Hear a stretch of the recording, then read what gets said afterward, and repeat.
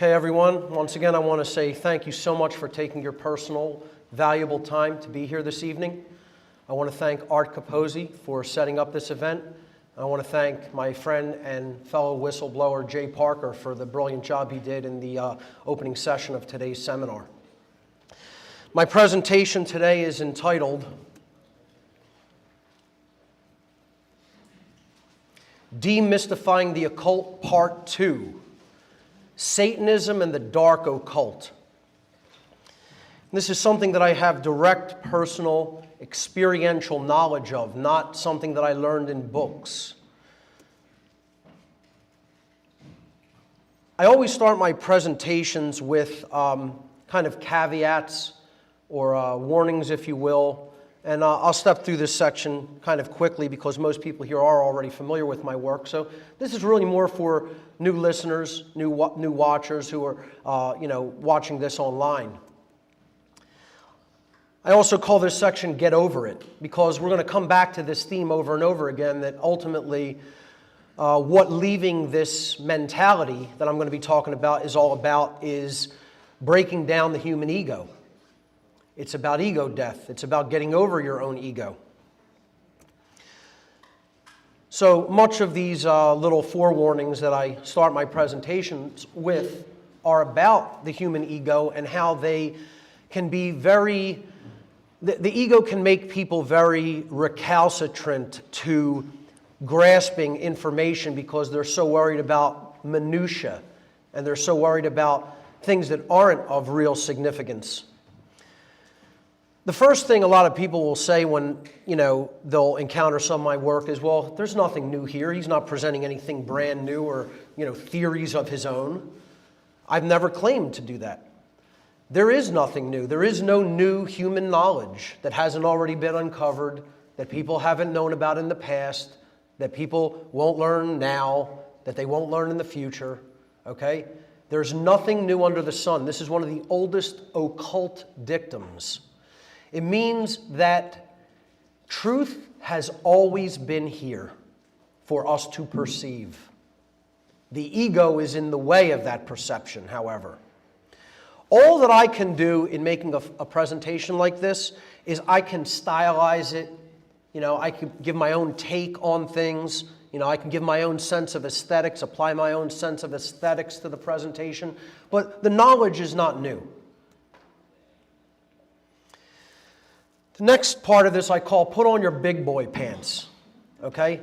I'm going to talk to you like you are grown, rational adults, capable of logical thought, I think there's a lot of people out there who are of the mindset of a child. I don't think they're in this room right now, but there's a lot of people who, they want to be sweet-talked. Well, my presentation style has never been like that. It's been described by some as very intense and at times combative. And I make no bones about that. I don't apologize for it. Truth is at war with mind control and deception. So to speak the truth is a combative act. I don't present this information to be liked or to make friends or to make money. I'm not here as a popularity contest. Okay, if I wanted to do that, I would go out and tell people what they wanted to hear, not uncomfortable truths that they have to come to terms with and change.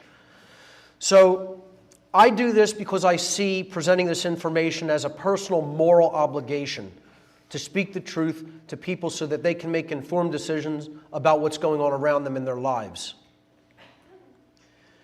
Beware of what I call and have called in my work emotional mind control. Emotional mind control means that you're going to gauge information based upon how it makes you feel, as opposed to looking at the actual data and trying to determine whether it is actually true or not. Okay? So, two things that I ask everyone always to do when I present is set aside your personal perceptions of me as the presenter. I'm not the important one here. Okay? The information is what is important. So if you don't get distracted by the sound of my voice, my tone, how I dress, what I look like, all these things are trivial. Okay? Pay attention to the information. And be consciously aware that if you reject information just based upon how it makes you feel, that is a logical fallacy. You cannot gauge the veracity or the truthfulness of information upon a visceral emotional reaction that you may have to it in the moment. So I tell people, ignore this information that I'm about to present here today due to your own ego bullshit at your own peril. We will not get to it all today. I couldn't get to all of the information about occult knowledge in several lifetimes, let alone one multiple-hour seminar. Not possible. So the scope is gigantic. It's immense. And this is meant to simply whet the appetite for the serious student who is going to go and do further research on their own. It's way bigger than you think. There's so much more to it than people even are prepared to accept. You know, the worldview is going to be challenged by many people who are coming to this information for the first time. So be prepared to spend time and attention, the spiritual currencies. And this information is a tapestry. It is meant to be taken in as a whole.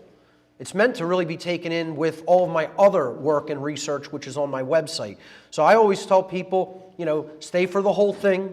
You're going to get the tapestry if you stay for the whole thing. If you don't, you're going to miss out on the tapestry of information. To gain the maximum value of what I present, I always tell people, go to my website, go to the audio, the podcast section, and you listen to those podcasts forward in order at your own pace, because it is an initiation school of sorts, that podcast series. So if you really want maximum value from the work I've presented and you want to really expand your worldview, that podcast series is what you want to pay attention to, and take it at your own pace, but take it in its totality. The other thing I want to say to people whose ego might be a little bit, run away is, and I hear this all the time when I start to talk to people about the occult, they'll say to me, I don't believe in that stuff. That's somebody else's religious belief, and therefore it has no effect upon me. Well, you don't need to believe in something that someone else believes in for it to have a profound impact in your life. I look at it as possibly the most naive and foolish mindset on the face of the earth to say, well, I don't need to look at that stuff because I don't believe that it's real, and so I don't think it can have any effect upon me. I tell people this is the equivalent of stating, no one's crazy religious beliefs can possibly affect me, even if they violently act upon those beliefs in a way that can do me extreme harm. I mean, that's insanity. There are a lot of religious extremists out there in the world, and they're willing to act upon their extremist, nonsensical belief system.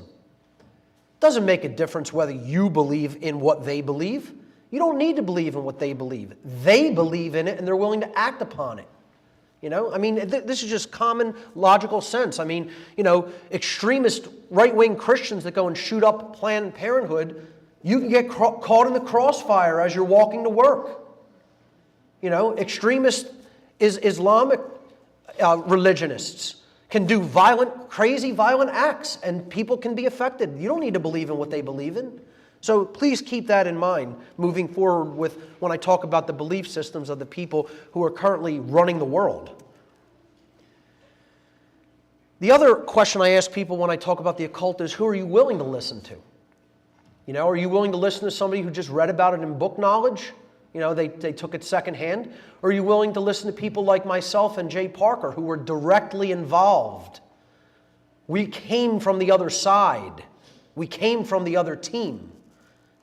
I was a priest within the religion of Satanism for years. So, if you wanted to learn a lot about Christianity, or you wanted to learn a lot about Judaism and their belief systems, or you wanted to learn a lot about Islam and their belief systems, would you think it might be a good idea to go to one of their priests in their priest class and ask them, what is the belief system that you subscribe to and that your adherents of your religion subscribe to? It would probably be a good idea. So I'm not giving this information secondhand. I'm telling you this is their belief system. I espoused it, and I was a priest within this old religion. And Jay is explaining to you firsthand from direct satanic family, bloodline connected upbringing, first-hand experience, not from what other people have written or put out there in society. We've lived it. So, it's like we're from the other team, bringing the playbook of that team and explaining what they want to do. We took that to the other side, to the other team, because we defected, and we're trying to say, hey, here's the plays they're going to run. And you know what most people do? They want to smack the playbook out of your hand. They want to say, we don't want to hear that. Let us do our thing. Let us, believe what we want to believe. But this is exactly the situation. It's someone from within the priest class explaining to you their belief system, and it's like, you're being given the plans from the other football team. So I would just recommend that people, take to heart where this information is coming from. The first section, I'm going to do a brief review of the occult in general. And again, most people in this room know this information, but again, this is for those who may be new to my work. I gave a seminar last year called Demystifying the Occult. Actually, it was 2 years ago, almost 2 years ago. And this was done in Connecticut, and Art Capozzi also hosted this one. And in it, I basically broke down what occultism is and many of the positive traditions within occultism. So you might call this Demystifying the Occult Part 1, the light occult. I explained that all these occult traditions share basic commonalities, which is about the understanding and the reception of natural law, which is the moral laws that govern behavioral consequence. And in that presentation, I explained what occultism is in general. The word occult is derived from the Latin adjective occultus. Occultus means hidden from sight. A lot of people think occult means evil. It does not. It never has meant evil. It only means hidden. Okay, the Latin adjective occultus, meaning hidden, comes from the Latin verb occultare, which means to hide or to conceal or to keep secret. These terms are both derived in turn from the Latin noun oculus, meaning eye. So occultism is related to vision. It is related to what we are capable of seeing, capable of perceiving or not perceiving. C.W. Leadbeater, an occultist from the 20th century, said, "How shall we define occultism? The word is derived from the Latin occultus, meaning hidden, so that it is the study of the hidden laws of nature.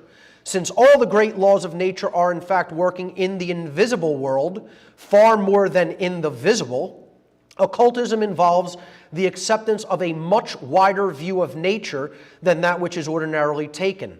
The occultist then is the man who studies all of the laws of nature that he can reach or of which he can hear. And as a result of his study, he identifies himself with these laws and devotes his life to the service of evolution." This is what true occultism is. It is the recognition of the laws that ultimately govern the universe, and it is the study of those laws. Though, as we will see, those laws are operating in the personal domain and they're operating in the physical domain. So they're operating in the physical and the metaphysical domains. Occult knowledge is held by very few people, unfortunately, because a priest class, a superclass of occultists, decided to sequester that knowledge and use it for their own selfish benefit. The masses of humanity remain ignorant to what occultism is and to its influence in their daily lives. That's why the world is enslaved. That's why people can continue to be manipulated and controlled, because there's a small class of people who know all about these laws of nature, and there's a huge body of people who don't want to learn them because of the responsibility that is carried with that knowledge. Ultimately, folks, occultism is nothing but hidden knowledge, and it is hidden psychological knowledge, ultimately, which we're going to get to. What knowledge does occultism hide? Well, what is this hidden knowledge that we're talking about? Occultism is a body of science which is not widely known to the general population, consisting of hidden knowledge about the workings of the human psyche and the laws of nature. In other words, both the seen laws, which are the physical laws, and the unseen laws, which are spiritual laws. The minor arcana of occult knowledge, meaning the lesser knowledge or the microcosmic knowledge, The knowledge of the inner world consists of knowledge of the human self, the human psyche, and how it operates, how it can be manipulated, what its motivations are. Okay? There's a body of knowledge that deals with the greater laws of the universe, the major arcana, the macroscopic laws, the knowledge of the heavenly bodies, all of the forces of nature, and natural law. Natural law is what I call cosmic moral law, universal moral law. And again, I've covered that extensively in past seminars, especially my natural law seminar. The major arcana also consists of the physical laws of science, which in many cases are occulted, because the people who are in control don't want us to even understand how the physical world really works, let alone the metaphysical, spiritual laws. So this is the knowledge that ultimately occultism is comprised of. And I always ask people when I explain these two bodies of knowledge, what knowledge of any true importance is not contained in those two bodies of knowledge? And if you kept those two bodies of knowledge secret from other people and you sequestered it, how much of a number do you think you could do on people who just remain completely ignorant of that information? Do you think you can completely control them? Well, I don't think that that's been done. I know it's been done.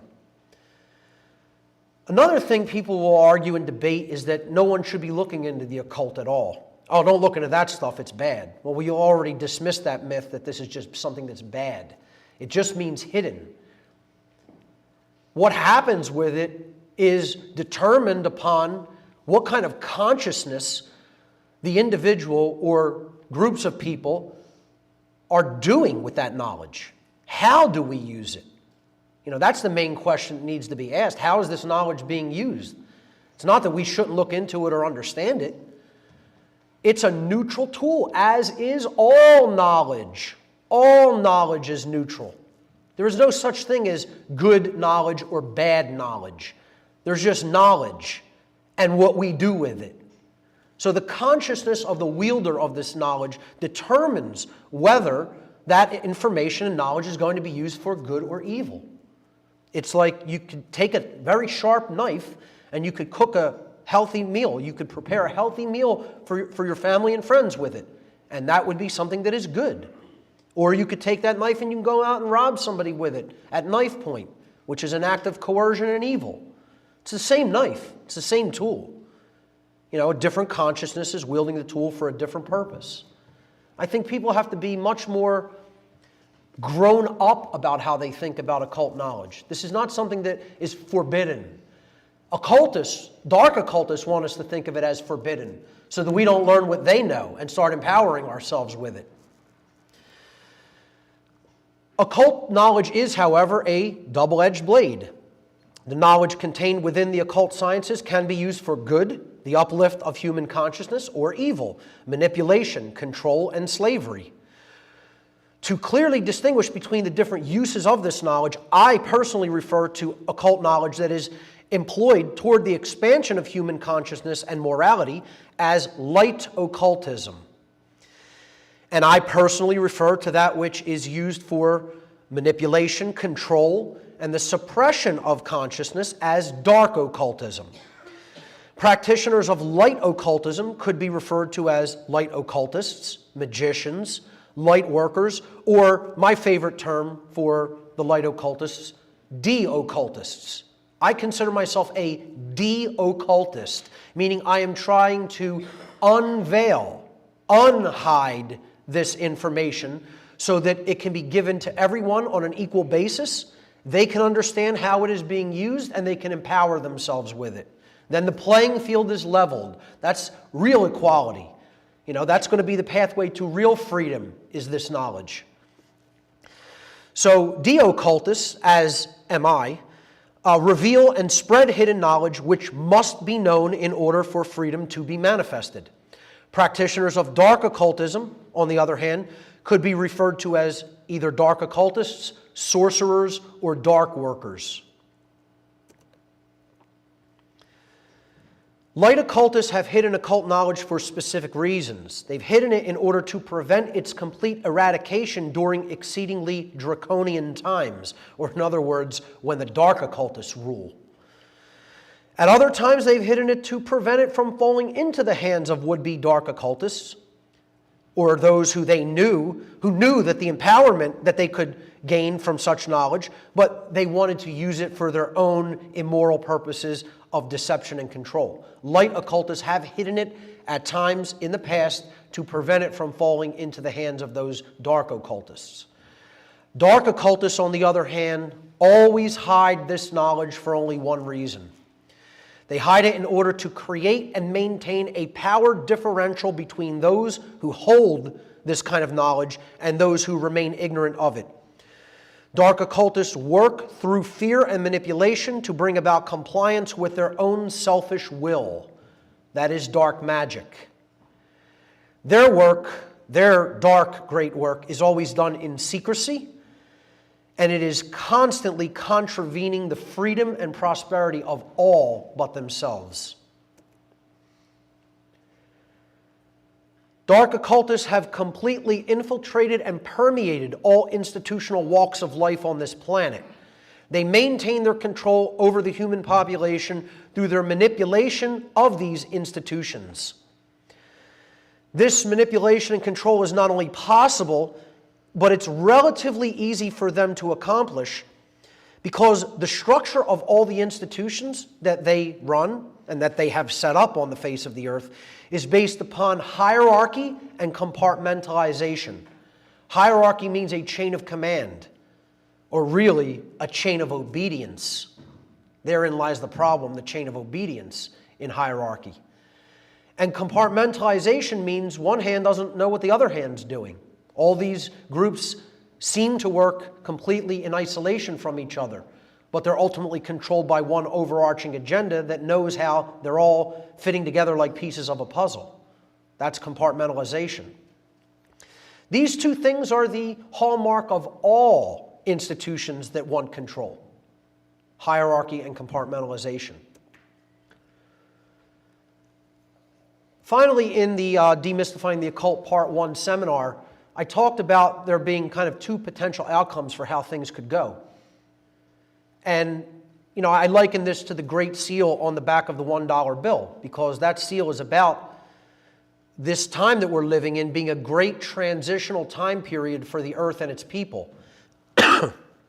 I call this seal the world in transition. Anaequiptus means he, she, or it favors our work, favors our project, meaning God.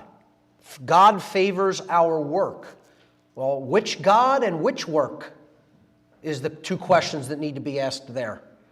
Does the God of creation favor your work? Well, if the God of creation's favoring that work, you're trying to remove the obstacles to the light, which are the bricks, and the soul trap known as the trapezoid, which we're going to get to later in the symbolism section. If you remove that, the light joins up with the earth and there's no block to the light. There's nothing to weigh us down. This pyramid being built up is the dark occultist, the dark builder's great work of blocking out the light of the Creator from the world. That's why I made this symbol, the one great work symbol. It's about truth, freedom, love prevailing in the world, universal enlightenment through the reception of occulted knowledge, divine wisdom. The true great work of light occultists is the distribution of occult knowledge freely to humanity, thereby ending the slavery of humanity by eliminating the widespread ignorance which dark occultists exploit to gain and maintain their control. On the other hand, if the dark occultists complete their dark New World Order, you have a world based in darkness and slavery, a world without light, without the light of the divine. This symbol means, on the right here, this symbol means dark occultists rule an ignorant and enslaved population with an iron fist.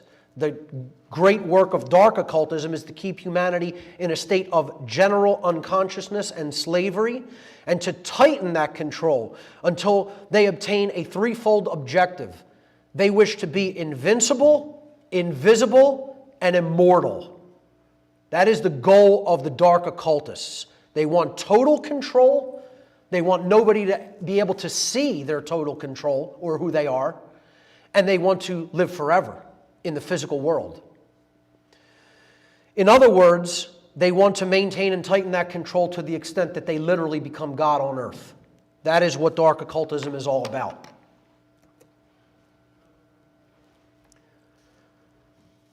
It works in this world through something known as Satanism.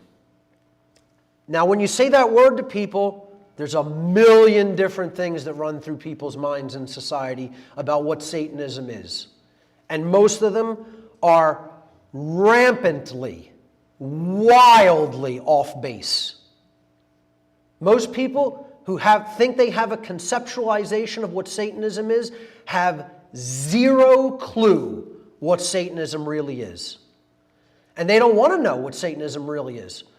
They don't want to know. When I tell them as a former priest of this religion what the beliefs of this religion entail, their eyes go glossy. They don't want to hear it because ultimately what they hear is, I identify with some of those beliefs. Yeah, there's a reason for that. That's what the dark occultists have been trying to do. They have been trying to make the world in their image and likeness. That's what God does, right? They want people to subscribe to their belief system at a lower level. Because people who subscribe to this belief system, which we're going to talk about, cannot control people who are out of that belief system. People, to be controlled and enslaved, must, at some level, be subscribers of this religion. And that's why people don't want to know about real Satanism. They want to think about the Hollywood variant of it, or the Christianized, or as Jay said, the Constantinian variant of it, shall we say.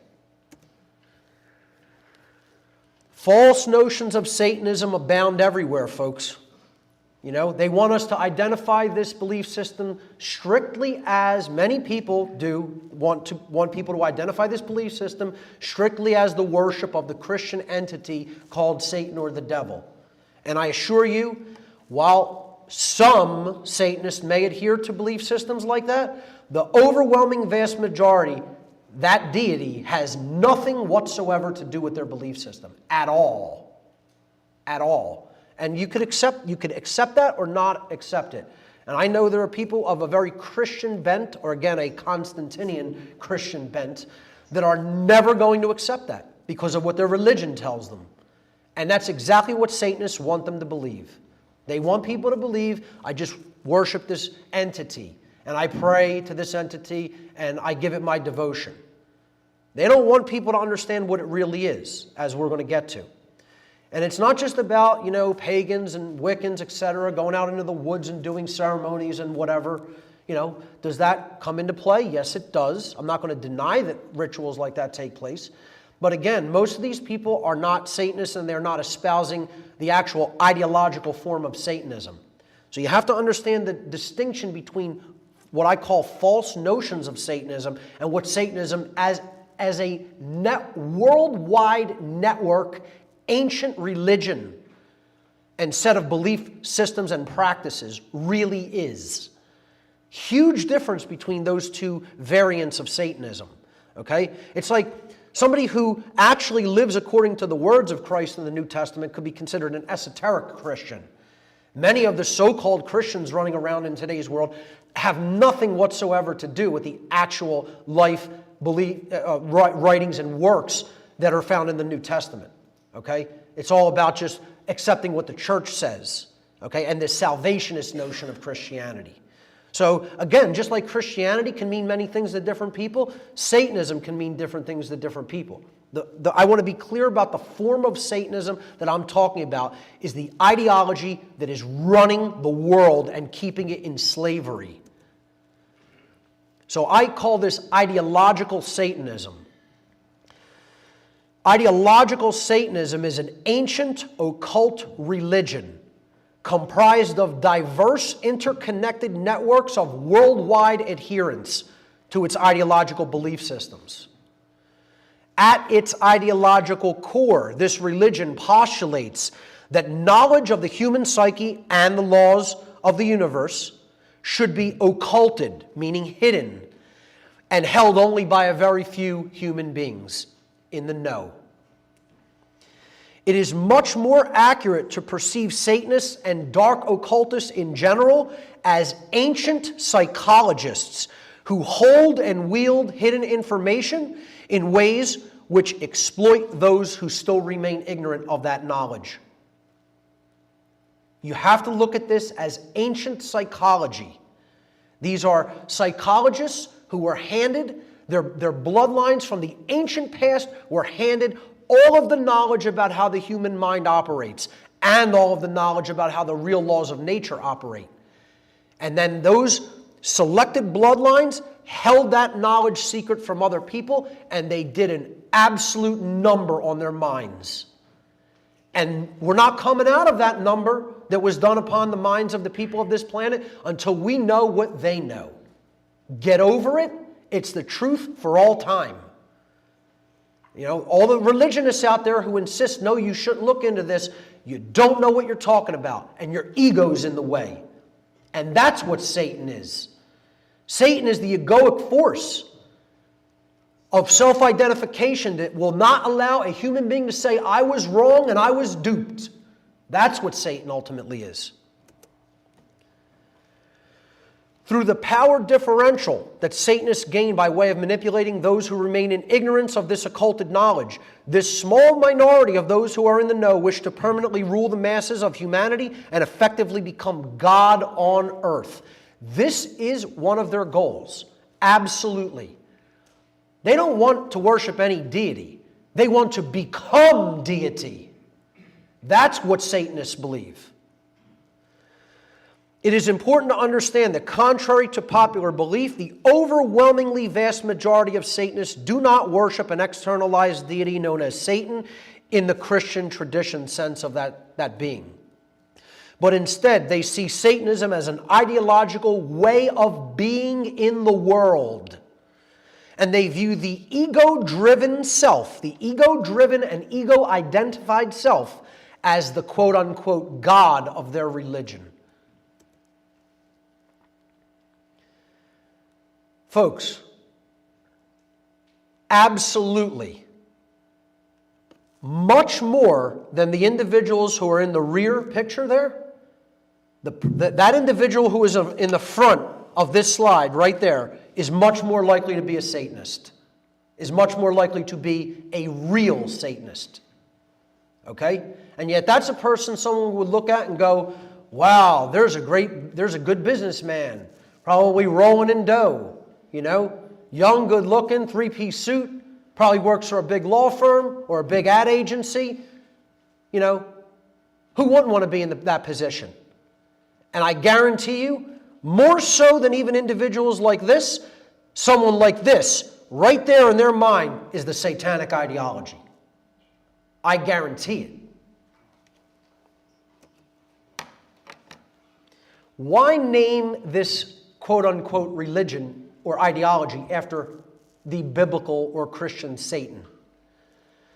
The symbolism and trappings of the Christian devil or Satan are used in modern Satanism, and they are. And they're used for two main reasons. The first reason that this symbolism and trappings are used is to try to make outsiders of Satanism see Satanism as, quote-unquote, just another quaint religious belief that is based upon traditional Christian belief systems. That's what they want outsiders to think. Oh, those Satanists, it's named after Satan, they believe in Christian stuff. They worship the Christian devil. That's how easily it can throw people off the idea of what real, true ideological Satanism is. And we're going to get to its main tenets. The second reason they use these symbols and trappings is to associate Satanism with the adversarial dynamic in nature, which is Satan in the Hebrew language. The adversarial dynamic in nature is referred to in the occult world as involution, the process which works against the true evolutionary force or the evolution of consciousness. Involution holds consciousness back and holds it in a state of slavery. The word Satan itself comes from the Hebrew word shin, tav, final nun. It is spelled in Hebrew, written there. And that word means adversary or opposer. So again, Satanism is the adversarial force, the force that works against true evolution in consciousness. Satanism is ultimately about being opposed to the true order of natural law.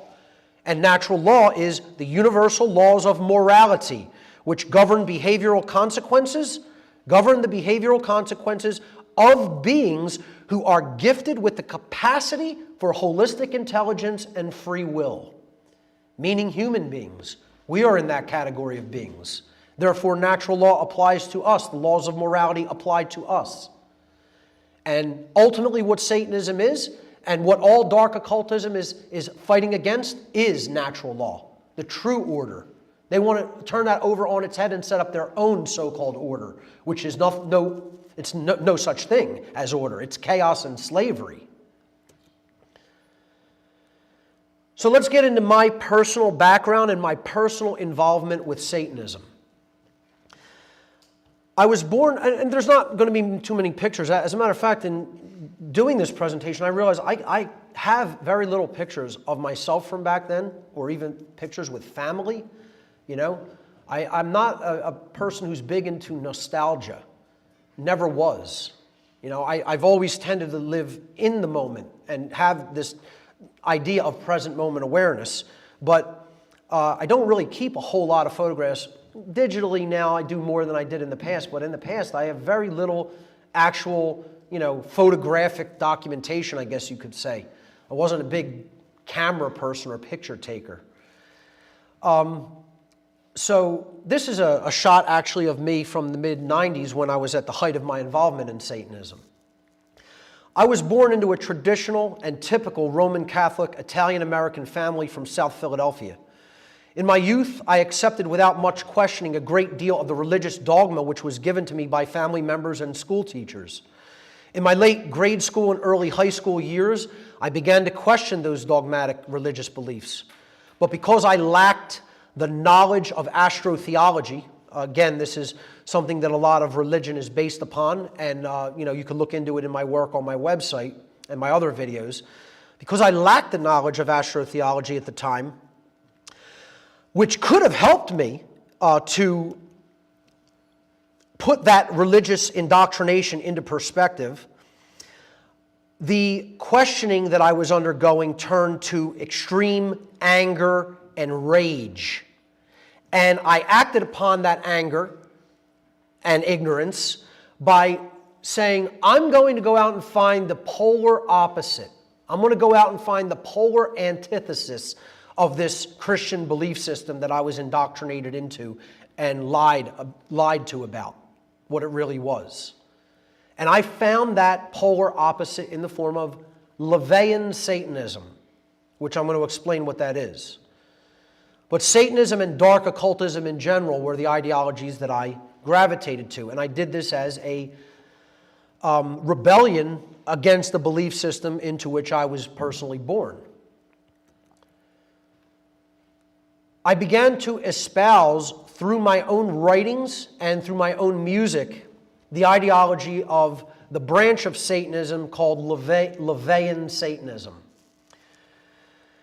And I formed a death metal band in the past that sung about the ideology of Satanism. It was called Insanity, a mixture of the word insanity and Satan. We got signed fairly quickly to a European recording label in Greece, and we released one full-length album which was called Divine Decomposition, pictured there on the left. It promoted the satanic ideology, particularly the ideology of LaVeyan Satanism, in its lyrics.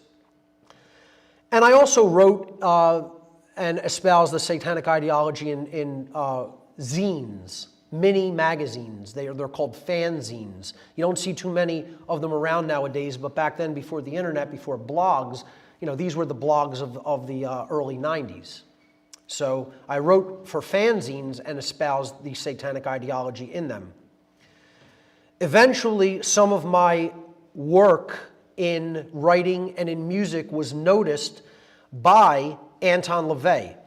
He was the high priest at that time of the organization called the Church of Satan, which operated in San Francisco. Its headquarters have since been moved to New York City. LaVey himself, in March of 1997, granted me the rank of priest within the organization called the Church of Satan. And he did this himself through, I didn't ask for the appointment. He appointed me because he said that I was an excellent spokesperson for the ideology, and therefore wanted to give me the rank, wanted me to come out to San Francisco and meet him, and he wanted me to head a grotto on the East Coast. Grottos are what Satanists refer to their congregations. It's like a coven in Wicca or in other pagan religions. So I was offered a grotto leadership on the East Coast, which I subsequently turned down. I turned it down because at the time I viewed Satanism solely as a personal belief system to be employed for personal objectives. And I didn't like, as I still don't like, groupthink and group ideologies and congregations, etc.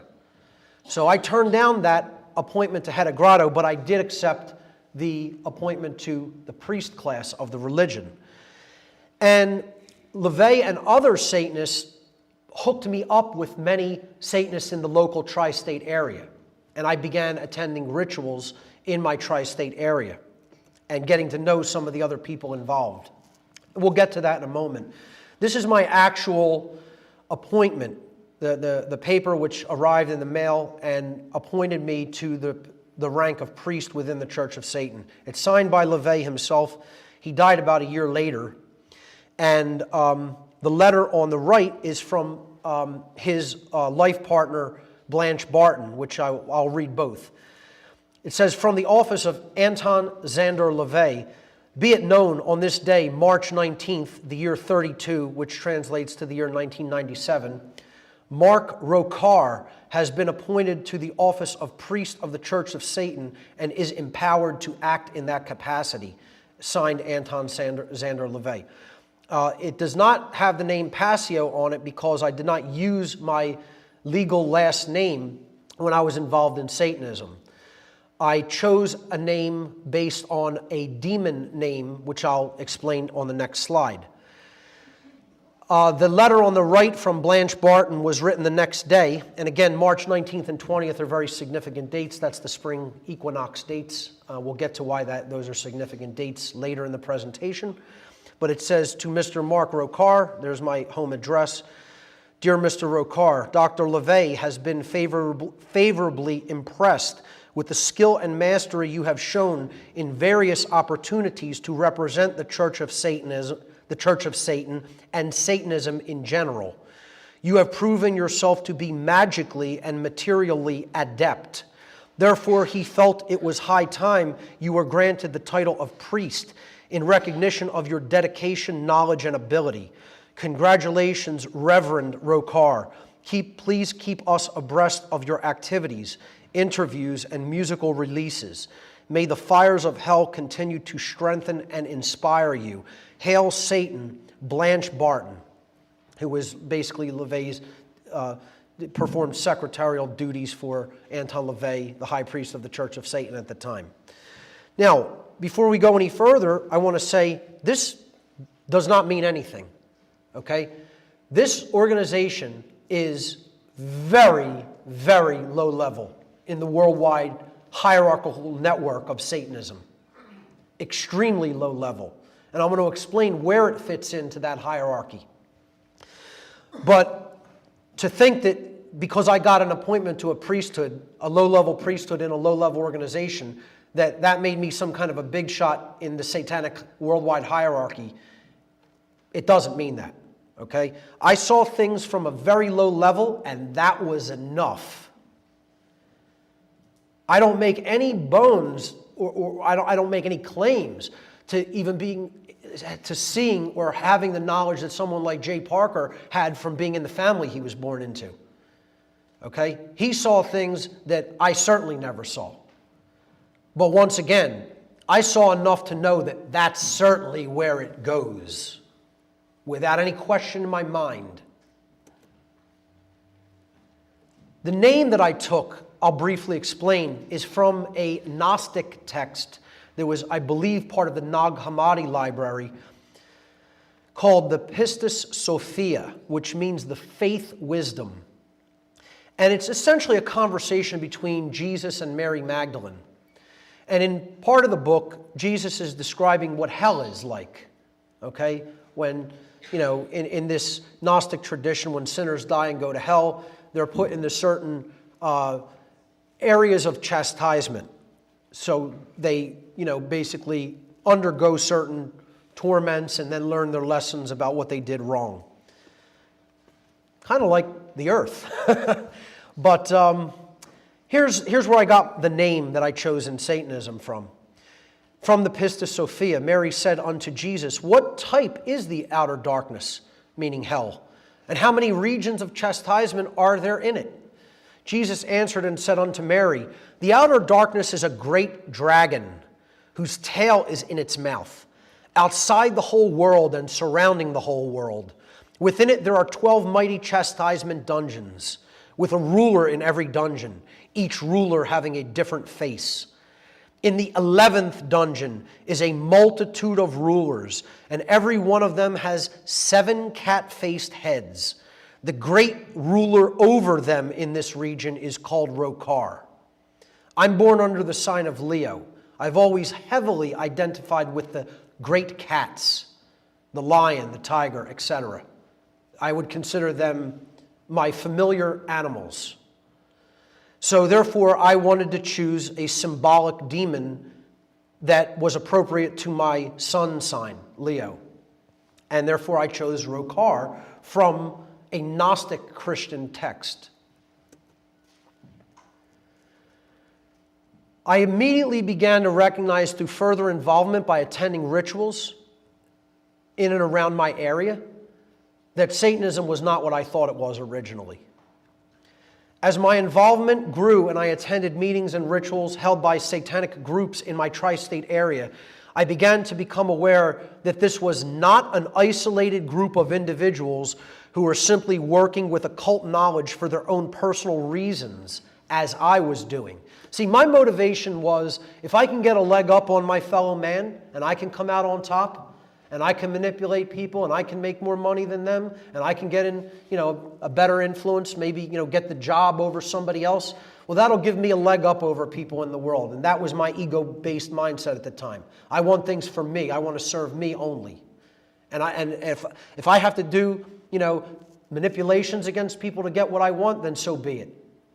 And that's why I was heavily attracted to the ideology of Satanism, because this is what Satanism is. Especially lower-level Satanism. So when I started participating with other group Satanists, in other words, network Satanists, I realized this is not what this is. This is way bigger than that.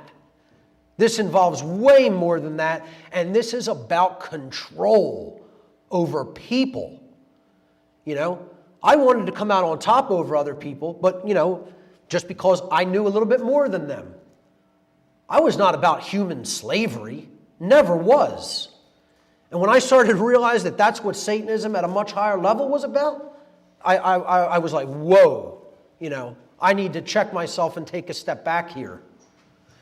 So these groups of Satanists were comprised of an eclectic array of people from every walk of life and every social institution on the face of the earth, including politics.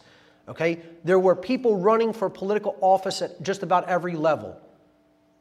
Okay? State to local, to some national politicians. Law. There were lawyers within Satanism. Judges. Bankers. People in the media. People in the military and police. Their ranks are, believe it or not, filled much more than you would even like to believe or think about. how many police and military people are directly involved with satanic grottos. Entertainment, even sports, medicine, doctors, and teachers.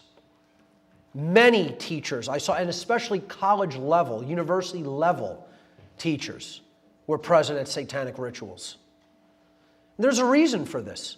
They're putting their people into point positions of power. They're working them into all of the social institutions. That's how they get their bidding done. That's how they advance their group agenda. These were people in positions of great influence and power throughout our entire society. And as my involvement with them grew, I became aware over time that they were not working separately toward their own individual goals as I was doing. Instead, they were working together as a tight-knit unit of a hierarchical worldwide network toward one common goal, and that goal was to increase their own collective power at the expense of everybody else's freedom. In other words, they wanted to become the kings of the world and enslave everybody else in the process. That was their goal. And they talked about it openly and plainly. I don't know how many people just saw the people from the BLM, at some banquet together, talking about how they're beating all of these people out of land.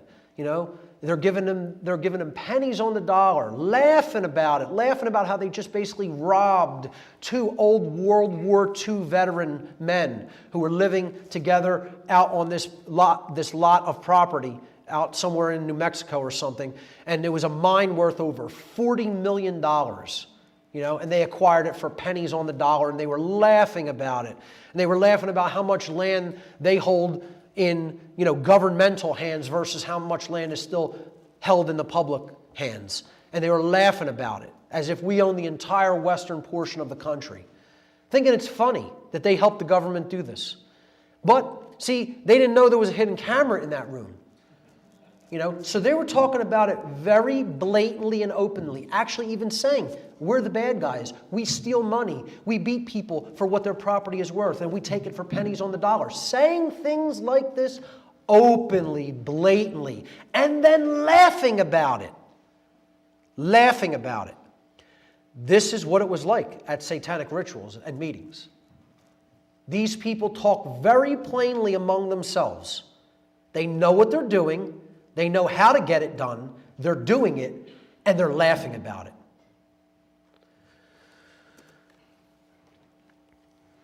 And here's why I ultimately decided to get out.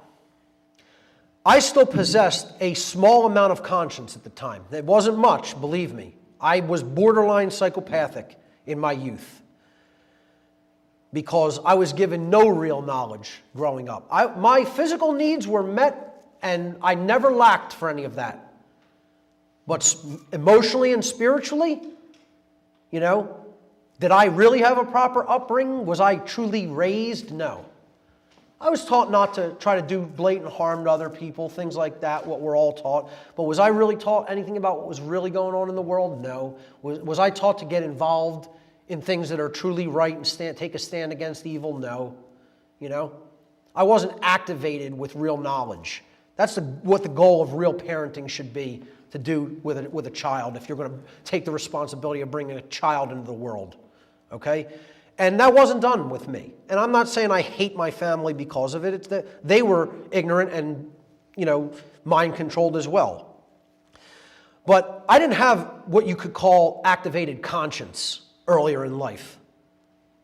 Let's just say at all. But there was still enough there that I didn't think enslaving the population of the people of Earth was something that we should be trying to do. There was at least that much conscience left. So as I became aware that I had become involved at a very low level with such a sinister organized syndicate, that made me take a step back. It made me reevaluate my own worldview and my own behavior. I came to the realization that these low-level satanic groups were actually operating as a psychological vetting and filtration system. Now, take heed of that term. a psychological vetting and filtration system. So I'm going to read you the application of even a low-level organization like the Church of Satan in a moment. And that is a filtration system for their worldwide hierarchical system of totalitarian control, which is based in the ideology of Dark Occultism. Low-level satanic orders, such as the Church of Satan, act as an interface with the general public and serve as a wide-scale effort to locate people with certain personality traits and skill sets. And one of the skill sets they were looking for, particularly, I believe, with someone like me, was communication skill sets. I'm sorry, let me take a step back.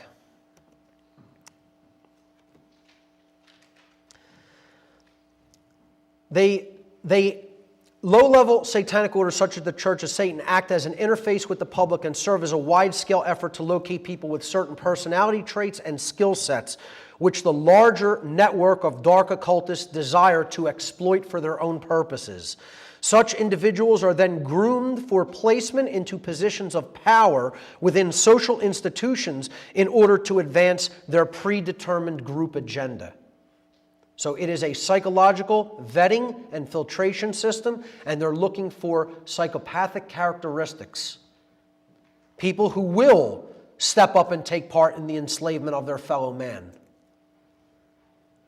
Here's what I look at the general organizational, and again, it's not very detailed. It's a very general organizational chart of how these low-level satanic orders operate within as an interface with the general public to bring people up into their lower ranks.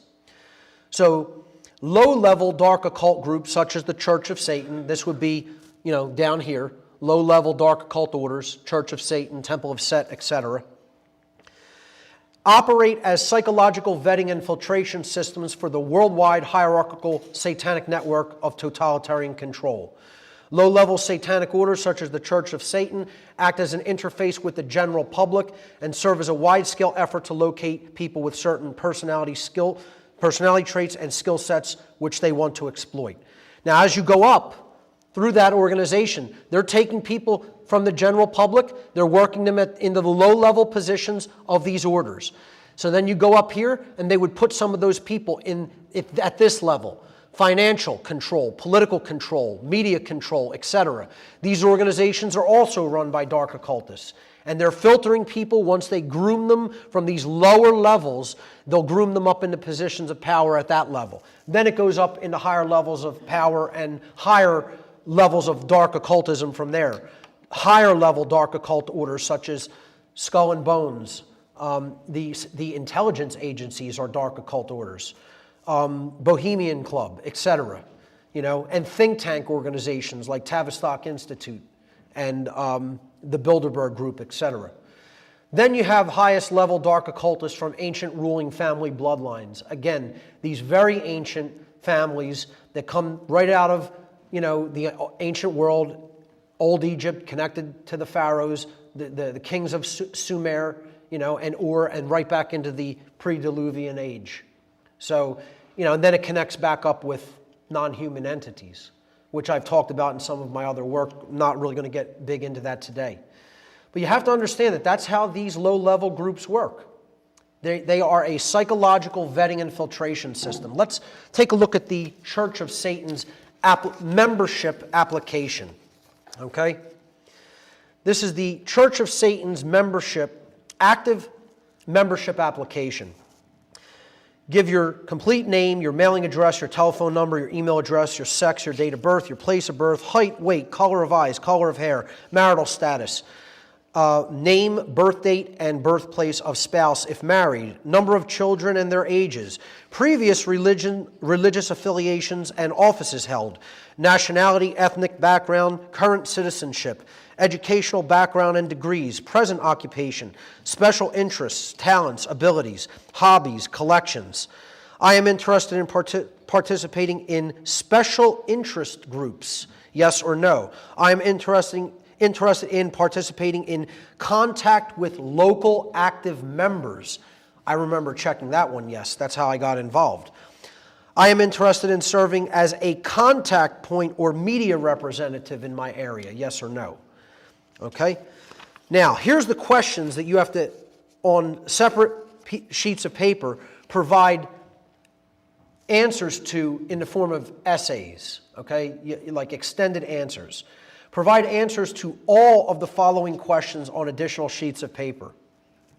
What are your impressions of the Satanic Bible, the book written by Anton LaVey, which basically coalesces the satanic ideology into a book? And he was put up to writing that book. He was put up to writing it by higher-level dark occultists. This has come out in the past by one of his children, explaining that he was charged to write that book, to give the whole ideology of Satanism in a much lower, watered-down level to the general public, to identify people who would be drawn to that belief system, and then, again, flow into their ranks. What do you expect to accomplish through membership in the Church of Satan? If you were granted 3 wishes, what would they be? What is your attitude toward animals? If you have any pets, describe them. What is your ideal animal? Now, you're going to see as these questions go deeper and deeper, this is a psychological profile. They're building a psychological profile so that they can identify what can we get out of this person? How can we use them? How psychopathic are they already? Are you satisfied with your sex life? Describe your ideal of a physically attractive sex partner. What is your life's goal? What steps have you taken to attain your life's goal? Do you find any of our tenets objectionable? If so, which tenets are objectionable to you and why? How many years would you like to live? What are your musical tastes? Provide examples. Cite 4 motion pictures you consider your favorites and why. What are your food preferences? Cite 4 books you consider your favorite and why. If you own an automobile, describe it. What is your ideal automobile? As a child, what were your favorite pastimes? What was your disposition like as a child? Of which country other than the one in which you now reside would you prefer being a resident? In what type of dwelling do you live? Describe your ideal home. Describe your political philosophy. What is your personal definition of magic? Do you feel oppressed or persecuted in any way? If so, explain why. Are you self-sufficient or are you most productive in a group? Do you make friends easily if you so choose? What is more important to you, self-satisfaction or approval from others? Would you rather influence others or be influenced by others? Do you feel you have leadership capabilities? Do you consider yourself a good judge of character? In what other organizations do you hold membership? Have you possessed or used illegal drugs? Or have you ever been convicted of a crime? If so, explain in full. And again, drug use is extremely frowned upon in this form of Satanism. And I'll tell you what, the number 1 frowned upon substance over any other substance is? What? Cannabis. Thank you. I mean, you were practically ostracized if you even talked about cannabis. Because they know its healing potential and power. They know not only its healing potential physically, but psychologically. And they don't want anybody touching it. Let's see, where was I? Describe a significant experience in your life bordering on what you would consider the paranormal or the demonic, if any. What forms of entertainment do you prefer? Tell one of your favorite jokes. Have you ever served in the armed forces? If so, provide pertinent data. How long did it take you to join the Church of Satan since becoming aware of it? Are you a smoker? If so, to what extent do you smoke? Have you accomplished anything important or significant in your life? If so, what? Which parent do you admire most and why? Do you drink alcoholic beverages? If so, to what extent? State your preferences. Do you have any tangible services or resources which you would care to contribute to our organization? Are you free to travel? And if so, to what extent? Give your personal definition of Satan. Provide your signature attesting to the above and enclose a personal photograph. That's not a psychological profile, then I don't know what is. Here's how easy I got out. And when I tell this story to people, they find it difficult to believe because they think this is like the mafia, where they're going to come after you because you know where all the bodies are buried. Well, one, I didn't know where the bodies were buried because at the level of Satanism I was involved in, they didn't go and just go out and perform crimes, okay, and like take you into that whole criminal syndicate world. They talked openly about how they controlled everything and what their plans were, but there were no actual physical crimes committed at this level. I'm sure once you do get into levels that are doing that, then they do very much care when you're saying, goodbye, guys, I'm ready to get out. But not at the level I was involved in. Upon understanding how these satanic organizations worked and how I was being used, my conscience would not allow me to proceed any further, so I pulled away from any continued affiliations with these groups. They were completely unconcerned that I did not want to be further involved with their agenda. One Satanist actually told me, "Do your worst," when I expressed the desire to expose their plans to the public. He said that I would be, quote unquote, banging my head against a concrete wall for the rest of my life. Another told me that the general population was already so completely mind-controlled by dark occultists that if they themselves went public with their plans and explained to people what they have already done and what they are planning to do in the future, that the public would not even accept the truth from them. Think about that. They said if we came forward and explained who we were and how we've done what we have done and what we plan to do, the public will not accept it from us. We could not take them out of the mind-controlled trance that they are in, even if we wanted to. So they basically said, you want out? Well, don't let the door hit you in the ass. That was their attitude. Years later, and after much deeper research into human consciousness and light occultism, I eventually began teaching others about the influence and manipulation techniques employed by these dark occultists. I began teaching them about their profoundly warped ideologies and their global agenda for totalitarian control, which many have come to call the New World Order. I call it the Dark New World Order. Let's look at the main tenets of the satanic ideology, the main belief system tenets of this old religion. And before we go into what I call the four overarching tenets, let's look at some of the things they put out publicly about what they're about. This is called the 9 Satanic Statements from Anton LaVey's book called The Satanic Bible. Satan represents indulgence instead of abstinence. Okay? So it's all about feeding the self, living for pleasure pursuits. Now, I'm not saying everybody should just, live a totally ascetic, monk-like lifestyle. Okay, I've never claimed that. I have no problem with people experiencing pleasure here on earth. It's when you make that your highest thing that you identify with and that you want to live for that all the time that it becomes a problem. Okay? So this is the number one thing that Satan represents to Satanists. It doesn't say it represents the Christian devil and that we should get on our knees and worship it. It says it represents indulgence, meaning I get what I want.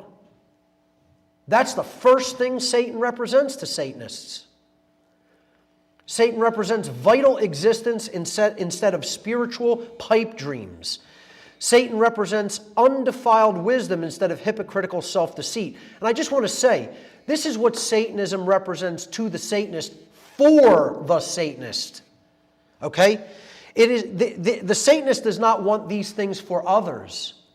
It wants these things for themselves only. Okay? Satan represents kindness to those who deserve it instead of love wasted on ingrates. Satan represents vengeance instead of turning the other cheek. Satan represents responsibility to the responsible instead of concern for psychic vampires. Satan represents, this is a very important one, this 7th one right here. Satan represents man as just another animal.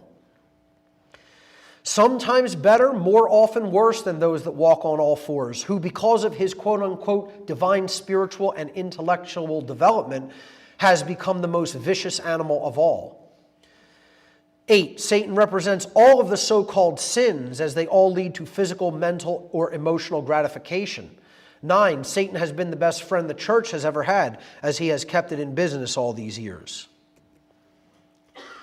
Satanism also has sins. They have things that their membership should never do or should never participate in. Now, I describe this section, the 9 satanic sins, the so-called satanic quote-unquote sins. These are what Satanists forbid among their own ranks, but that which they wish to peddle to everyone else so that everyone else is easier to manipulate and control.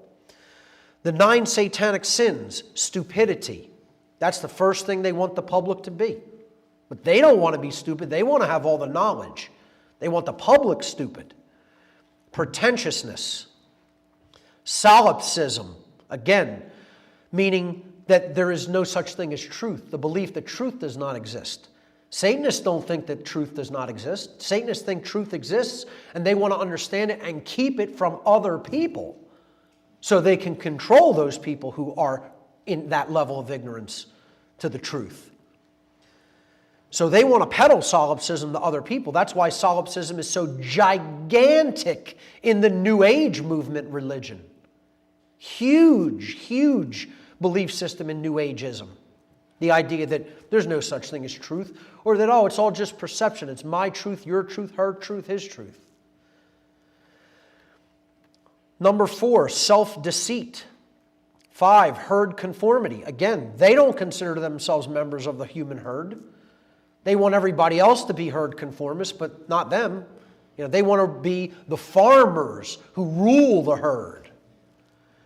Lack of perspective, forgetfulness of past orthodoxies, counterproductive pride, and lack of aesthetics round out the so-called satanic sins. I would say the most important there is solipsism, that Satanists warn their own ranks. First of all, that's not even a word or an ideology that is very much often heard or used. And they took it upon themselves to put that very high up in their list of quote-unquote sins, because they want their membership to know what solipsism is and know that they should not be participating in it, but they want to peddle that to everybody else. What I identified as the overarching 4 main tenets of Satanism are as follows. Selfishness as the highest goal. And no bones are made about this by their rank and file members. The first tenet of Satanism is the dictum that, quote unquote, self-preservation is the highest law. And this is about more than just physical survival. Okay? Put in other words, the survival and comfort of the physical self is always a more important goal than doing what is morally right. Live for yourself only and only care about you and yours. If you must step on others to get what you want, then so be it, for this is a dog-eat-dog world. The tenet that clearly defines the overarching worldview of Satanism is perpetual, non-stop me thinking. Now, do you think that's the ideology that is in most people in this world? Do most people think like that? All day, every day? Would you agree or disagree that the vast majority of individuals in our society subscribe to such a selfish worldview? Absolutely. That's what I'm going to call later mini-me Satanism. They have to peddle their belief down to people at a lower level without them being consciously aware that this is a religion that they have subscribed to, for them to be under their thumb and controlled by them. The second main tenet of Satanism is moral relativism. Moral relativism is the ideology that there is no objective difference between right and wrong behavior, so human beings may arbitrarily, quote-unquote, create or quote-unquote decide right and wrong for themselves based upon their own whims and preferences. See, right isn't something that exists in nature. You know, your rights are something that can be made up and then taken away if we so choose. We'll decide what is right and wrong. We'll decide what a right is and what it is not. You know? In other words, that which we consider quote-unquote right for ourselves is that which is right. And that which we consider wrong for ourselves is that which is wrong.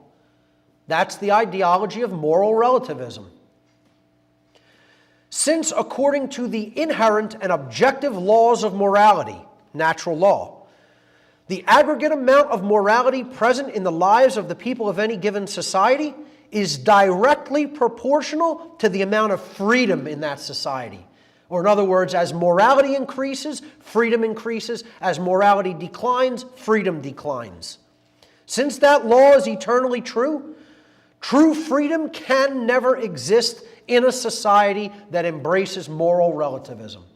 Can not exist. Can never exist in a society. Freedom can never exist in a society that embraces the ideology of moral relativism. It is an impossibility according to the laws of nature. And yet, how many people in our society, ladies and gentlemen, would you say subscribe to the ideology of moral relativism? That there is no objective right or wrong in nature itself. You know, we get to make up what a right is. You know, man can make that up and then grant that right to other people. And then if we so choose the next day, we can pass a law and we can say, no, that action is no longer a right.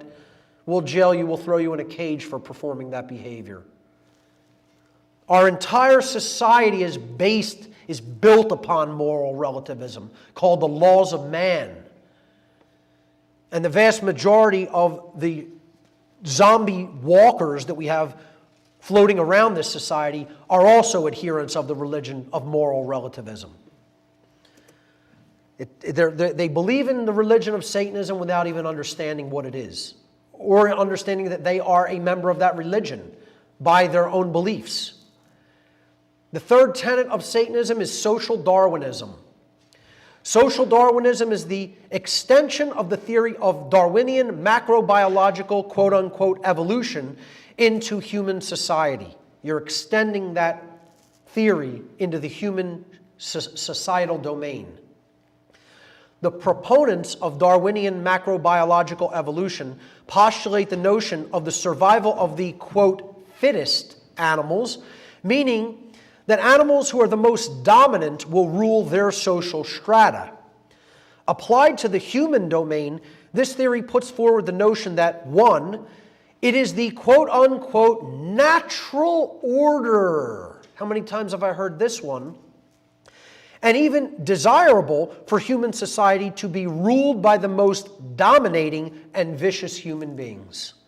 Now, I can't tell you how many times I've been told that with a serious, straight look on people's face. Hey, this is just the natural order.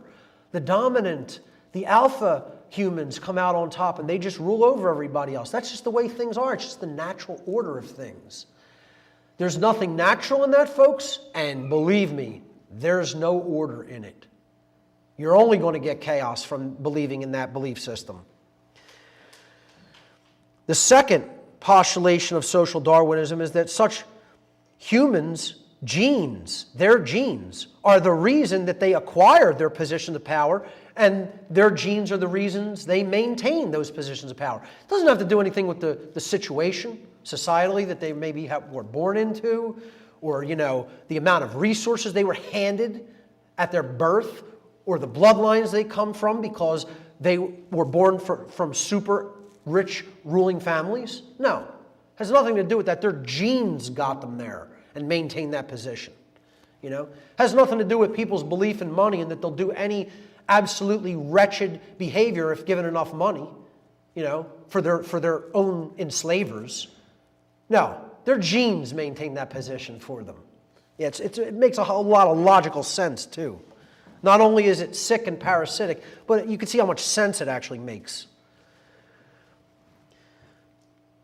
Would you agree or disagree that the vast majority of individuals in our society subscribe to the ideology of social Darwinism? And I would say, yeah.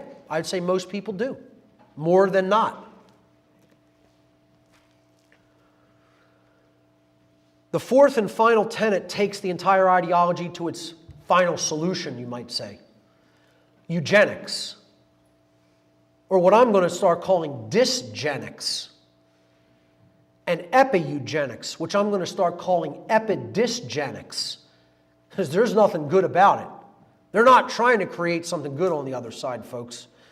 They are definitely degrading the human genome. That's what dysgenics is. Let's talk about the word eugenics, the classically defined word eugenics. The word eugenics is derived from the Greek adjective eugenes, and eugenes means well-born, which is in turn derived from the Greek adjective eu, meaning good, and the Greek noun genos, meaning race or stock. Eugenics is a social ideology advocating the promotion of higher rates of sexual reproduction for people with traits and characteristics desired by its proponents. Let me say that again. Eugenics is a social ideology advocating the promotion of higher rates of sexual reproduction for people with traits and characteristics desired by its proponents. And then simultaneous to that, it puts forward the notion of reduced rates of sexual reproduction and sterilization for those with undesired traits and characteristics. So we want there to be more births of people who have the traits and characteristics we desire, and we want there to be less births of people who have the traits and characteristics we do not desire. This tenet describes the ideology of Satanism taken to its ultimate conclusion. It goes something like this. Since man is God, and he gets to make up what right and wrong are, and since it is simply the, quote, natural order for the most ruthless of humans, whose genes are the fittest, to rule the rest of the human herd, then that elite class of human beings in the highest positions of power in the world have every right to decide who is allowed to live and procreate and who must die. That's eugenics, folks. And that's what's going on in this society. But you know the even much more sinister thing that's going on in this society? Epi-eugenics. Epi-eugenics is taking place and people are completely unaware of it. Even people who have heard about eugenics, they think of it as forced sterilization, like was going on back in the 20s. They don't need to force anything anymore. We're culling ourselves. We're culling ourselves. And we're giving birth to traits and characteristics in the next generations that are coming down that are tailor-bred for slavery. And we're doing it completely unconsciously because we don't see what these human farmers are doing to our minds. Epi-eugenics, a word which I have coined myself, is the propagation of eugenics by way of mind control and quote-unquote selective breeding by the very population which the eugenics strategy is targeted to destroy.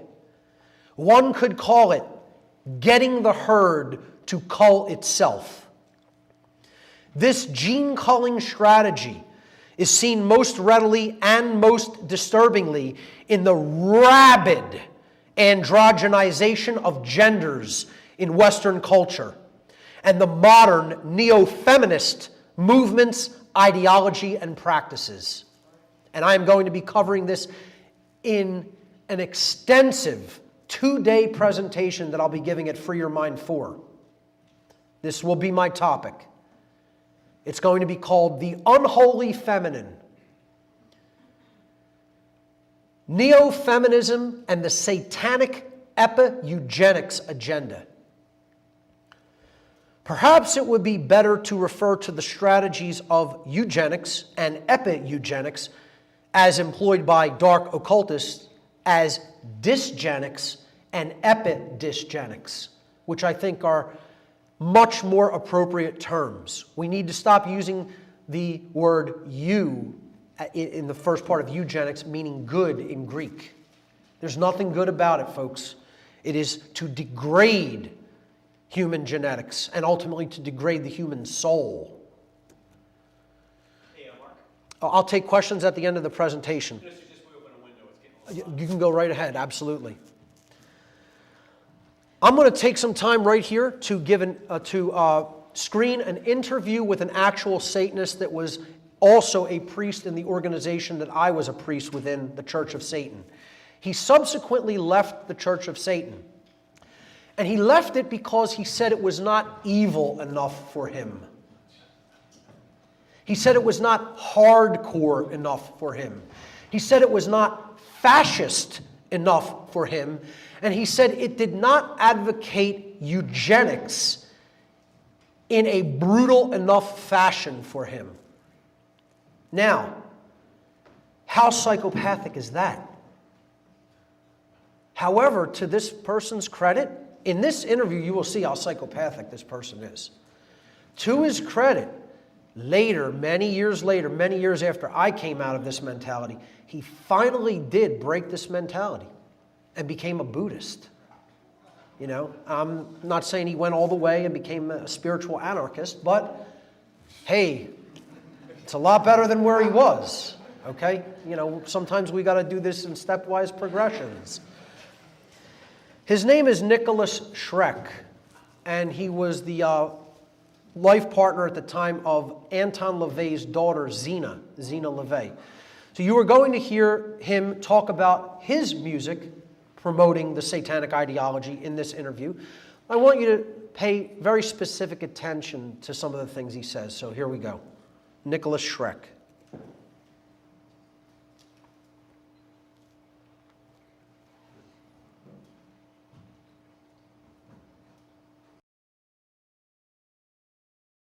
Hi, this is Tom Metzger, your host for Race and Reason again, that longest running show of its type on cable access TV. Seen around the country on many local cable access systems, and those cable access systems serve many times 3, 4, sometimes 5 towns and cities. And we're dedicated, of course, to freedom of speech, true freedom of speech, which upsets some of our opposition. We feel we're an island of free speech in a sea of controlled and managed news, and if you don't think news and so forth is controlled, only 26 corporations control all the media in the United States. So today we have a very interesting guest who has been on the show before. His name is Nicholas Schreck, and he has a musical group and organization called Radio Werewolf that he terms a musical terrorist organization, and he's also a revisionist writer who has written a book called The Study of Charles Manson. Nice to have you here. Always a pleasure Nicholas. to be here, Tom. How are you? What's been happening to Nicholas Schreck since the last time we met? Well, we're entering phase 2 of Radio Werewolf's operation for world dominion, and what we're waging is a cultural war right now on every front, in music, in literature, utilizing the media against itself. What we're trying to do is bring back a resurgence of the Western European tradition that has been all but lost in the world. And we're using music because that's the instrument that young people respond to right now. We're doing propaganda directly to awaken the wolf in man, because the wolf is a symbol of Western European power and fury, and that's why we use the werewolf imagery. Now you have used what you had termed neo-Gothic music in the past. Well, Gothic, of course, is a Germanic tribe, and there's a spirit to the Western people that is unique in the world.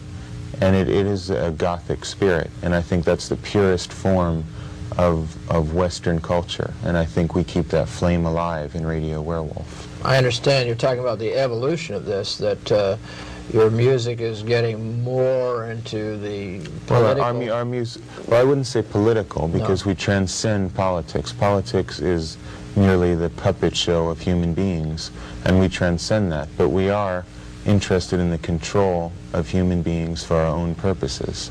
You have a symbol on your left arm here. Could you sort of scoot over? What is this? This is the 13th rune in the ancient runic alphabet of the Norse people, and it represents Yggdrasil, the tree of life, and this is the meeting point between life and death. Is that the tree that Odin was supposed to have been crucified on? Exactly, and it's the tree that symbolically supports the universe. And the wolf's angle symbol we use as the symbol for the Abraxas Foundation, which is sort of a Thule society for the 90s. In the words of my collaborator Boyd Rice, it's a fascist occult think tank. And what we're doing is coming up with new strategies and techniques to bring this cultural renaissance into the future, into the 90s. I noticed you have a wolf's ring on your finger there. Well, as I've explained, the wolf has always been a particularly Western European image, and the wolf represents the beast in man. That's what we seek to unleash in humanity, because it's been repressed and tamed by Judeo-Christian values, and that above all is what we seek to eradicate. The wolf should be unleashed.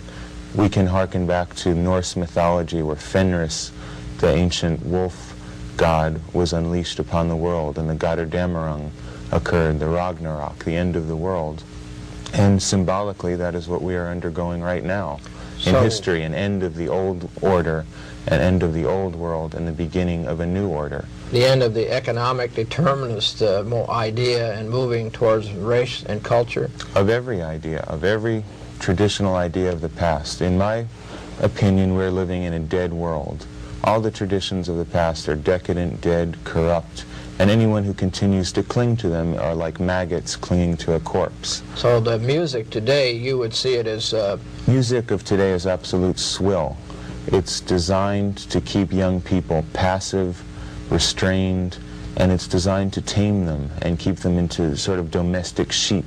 I would separate young people today into two breeds. There's predators, which are the wolves, and there are the sheep, and that's most of them. And we appeal to an elite. We are, frankly, an elitist organization. We seek a few excellent people. We don't want a lot of dross. We don't want a lot of mediocre followers. What we want are people who are capable of action. Do you see a lot of, do you see some elements of what you're talking about in other music that's... I think the skinhead movement is a very positive step away from the decadence of the rock and drug culture that has dominated the youth so much. But as Adolf Hitler said, we seek to bring about a youth that has closed its heart to pity. All of the humanist values that Judeo-Christianity has encouraged, we want to wipe them out. It's led to democracy, social humanism, the idea of equality. All of this filth has to be wiped out if the human race is going to continue to take the next step in evolution. What do you believe that would be like if you were in control as far as your attitudes towards your own people? Well, we are in control because basically we are not a political organization, we are an occult organization. We're working behind the scenes to manipulate the way that people think. The war that we are waging is a guerrilla war on the human mind. And we use musical frequencies, the dominant frequency, which I've referred to before, and symbolism and imagery to awaken dormant aspects of the human mind. Isn't it difficult to get club dates and things like that, obviously, once... Well, we no longer are working in the context of that whole sphere of activities. We are moving into a much more elitist direction. We're only seeking individuals who are competent and who are willing to take action. There's a lot of people who will be an audience or a spectator, but we want people who will act. And so the Abraxas Foundation's been for some time? Or? The Abraxas Foundation is an organization that Boyd Rice and myself founded, and it's dedicated to bringing about the values which we consider true and determined by the natural order. And in our opinion, humanity has moved away from nature, and race mixing, genetic suicide, the destruction of the gene pool, all of that is completely inimical to the natural order. We need to return to order. Is this, could this parallel somewhat Nietzscheism and Nietzsche? Well, Nietzsche was certainly a forerunner of our thinking, because basically we're concerned with evolution, maintaining the very best of humanity and destroying weakness, destroying everything that Judeo-Christianity has succored and kept alive. We have no concern for the homeless, particularly. We don't have any concern in helping people. We're not seeking to convert people. As far as I'm concerned, in 1988, this is the cutting point. Either you're with us now, or you never will be with us. What do you think about writers like, say, Oswald Spengler writing in Decline of the West, the cycles of civilization? I very much believe we are now in a cycle of order. The 60s, 20 years ago, represented a cycle of decay, and since my message is directly intended for young people, I would say it's about time that young people move away from the corrupt values of the 60s, the drug culture, race mixing, equality. The whole chaos of that period is ending, and we're going to see a new social movement in the 90s that will make Nazism and fascism look like kindergarten. I mean, do I have to say anything else? I mean, we could all go home. He just said it all. How out in the open is that?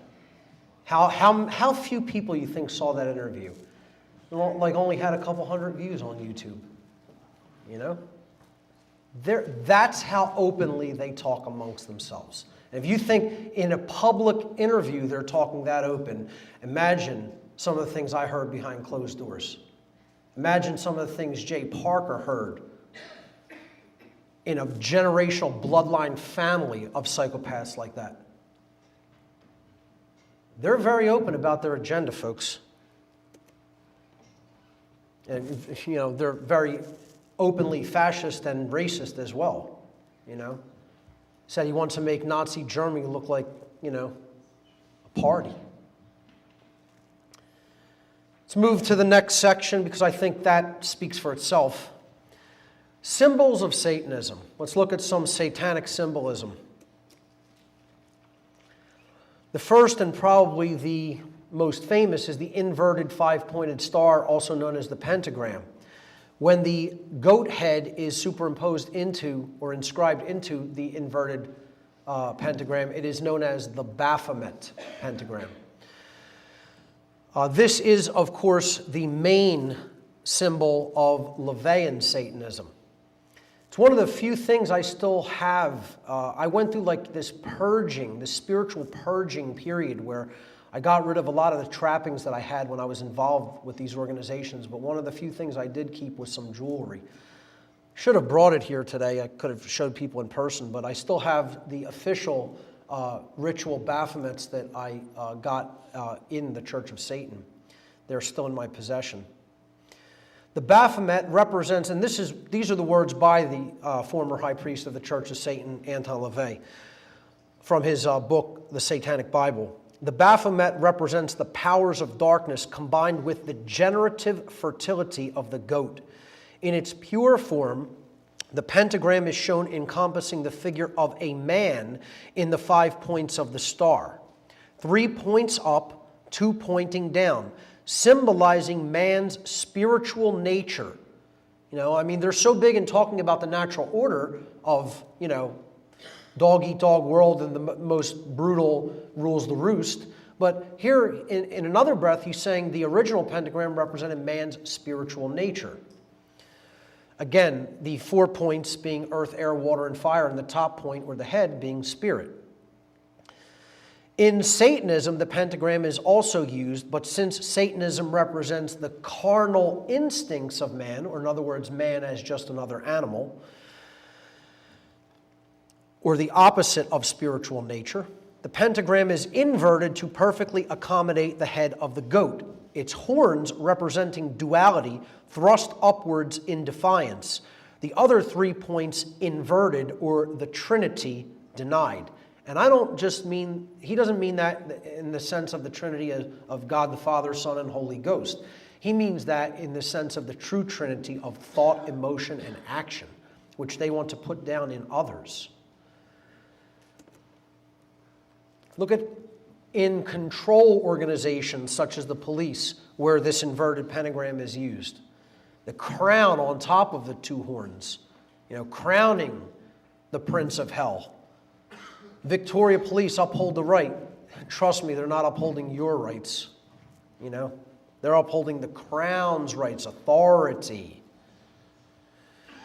Another well-known symbol of Satanism, especially when it comes to what you might call self-styled Satanists as opposed to organized network Satanists, is the inverted crucifix. This is very popular in satanic music, especially death metal and black metal. Since Satan represents the ego, which is the adversarial force preventing the emergence of Christ consciousness, many Satanists embrace the symbol of the inverted crucifix. Satanism may be seen as an ideology which is attempting to invert everything that is wholesome and good, to turn good into evil and evil into good. Thus, in the view of some Satanists, the inverted cross serves to represent this inversion of standards and morals. The hypercube is a symbol of dark occultism, not Satanism specifically, but certainly a very deeply occulted, dark occult symbol.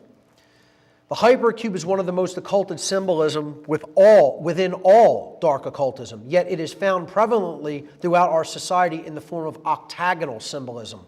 And as we'll see, the two-dimensional projection of the hypercube, which is a representation of a four-dimensional object, is an octagon. And the octagon is one of the big satanic symbols that they use everywhere. They also use the octagon in the form of two squares overlapping each other at 90-degree angles, or the double square. You'll see that all over in control-based institutions. So in 3 dimensions, it appears as a cube within a cube. This is a 3-dimensional depiction of the 4-dimensional hypercube. You're rotating a cube in around all of its planes, around all of its surfaces. Very difficult to conceptualize in the human imagination because we live in a 3D world, not a 4D one. Symbolically, though, the hypercube represents a never-ending prison which perpetually renews itself, or in other words, hell. So this is what a hypercube does. It folds in upon itself, then there's another cube. And the outside folds around it, and then there's another cube inside. And it just goes round and round and round and round. The Matrix, The Matrix and rebooting it. So the perpetual prison is the symbol that the hypercube represents, is the concept that the hypercube represents symbolically. Here it is in the form of the double square. So the double square, this is from David Icke's book, great researcher, his book called The Biggest Secret, where he describes the double square. The double square, one square on top of another in any form, is more secret society symbolism. In the secret language of symbolism, one square on top of another means control of all that is right and all that is wrong. Again, moral relativism. All that is just and all that is unjust, man's law. All that is positive and all that is negative. In other words, we control everything. And I joked around about this at Free Your Mind 1 when I gave the presentation called Occult Mockery of Police and Military. When he's saying we control everything, he doesn't mean you, police. He means your owners. He means your dark occult masters who own the police. So there's the 2D projection of the hypercube in 2 dimensions. And you could see the outline makes the shape of the octagon, which is inside that double square. And you see this all over the symbolism of police, often put right on the head of the police, along with other dark occult symbolism such as the Masonic floor of the house wrapped around the brain. We'll get to the occult mockery of police and military later in the presentation. One of the symbols I haven't discussed prior to this is one of the main symbols of Satanism, and particularly LaVeyan Satanism, the trapezoid. In Satanism, the trapezoid represents the imbalanced, ego-driven consciousness and identification purely with the physical self. It is considered a perversion of the, quote, divine shape, the circle, since its angles total 360 degrees. In its satanic connotation, the trapezoid is considered a, quote, soul trap, symbolizing going around in circles of base consciousness. LaVeyan Satanists use trapezoidal altars in many of their rituals. And where is the most predominant place symbolically that the trapezoid is found, ladies and gentlemen? There it is. There's the trapezoid. That's the satanic symbol. That's why it is the satanic part of the pyramid and all-seeing eye, not the eye part. That eye part represents divine wisdom that they are trying to block from the world. They want to be God. They don't want the light of the Creator actually coming down to the earth and going into the people of the earth. They want them in this prison, this trapezoid, the soul trap. So the block part of that symbol, the brick that weighs us down and keeps us absolutely rigid and unyielding and not able to say that we were wrong and not able to grow in consciousness and only have one unidimensional, one form thinking, to stay in that uniform and weight of brick, block-headed consciousness. Okay? That's what the trapezoid represents. Let's look at some satanic numerology briefly. The number 9 is Satan's number in Satanism. And I've explained why this is before. I'll briefly do it again. Here's LaVey's own words from the Satanic Rituals, the book The Satanic Rituals. Despite others' attempts to identify a certain number, and he's referring to the number 666 here, with Satan, it will be known that 9 is his number. 9 is Satan's number. 9 is the number of the ego. I mean, he's telling you right here what it all represents. 9 is the number of the ego, for it always returns to itself, and he doesn't give an explanation of that. No matter what is done through the most complex multiplication of 9 by any other number, in the final equation, 9 alone will stand forth. So, let's look at this chart on the left. 1 plus 9 is 10. Then if we add the 1 and the 0 from 10, you get 1. So we started with 1, we added 9, and then by adding the result, 10, the numbers in 10 together, 1 and 0, we're back to 1. So we started with 1, we're back to 1. If you take the number 2 and you add 9, you get the number 11. 1 plus 1 is 2. You started with 2, you're back to 2. It doesn't matter what number you do this with the number 9. It always returns to itself, meaning adding 9 in symbolism, in numerical symbolism known as gematria, is like adding 0. You never add anything when you add 9. And what does 9 represent? LaVey just told you. It represents the ego. Well, when you add the ego into anything, no value is added. You don't get any increase. It stays right where it's at when ego is continued to be added. Ego changes nothing. Now let's look at the multiplication of the number 9. 9 times 1 is 9.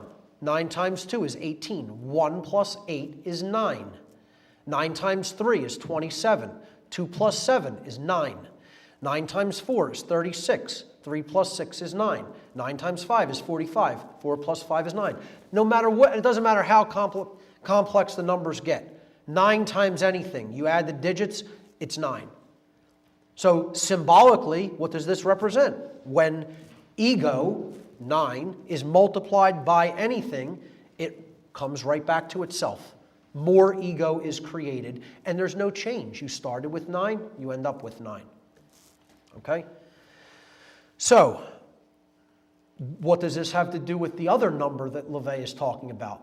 Well, he says that we don't want to identify with that other number, 666, the so-called number of the beast. But if we look at gematria, 6 plus 6 plus 6 is 18.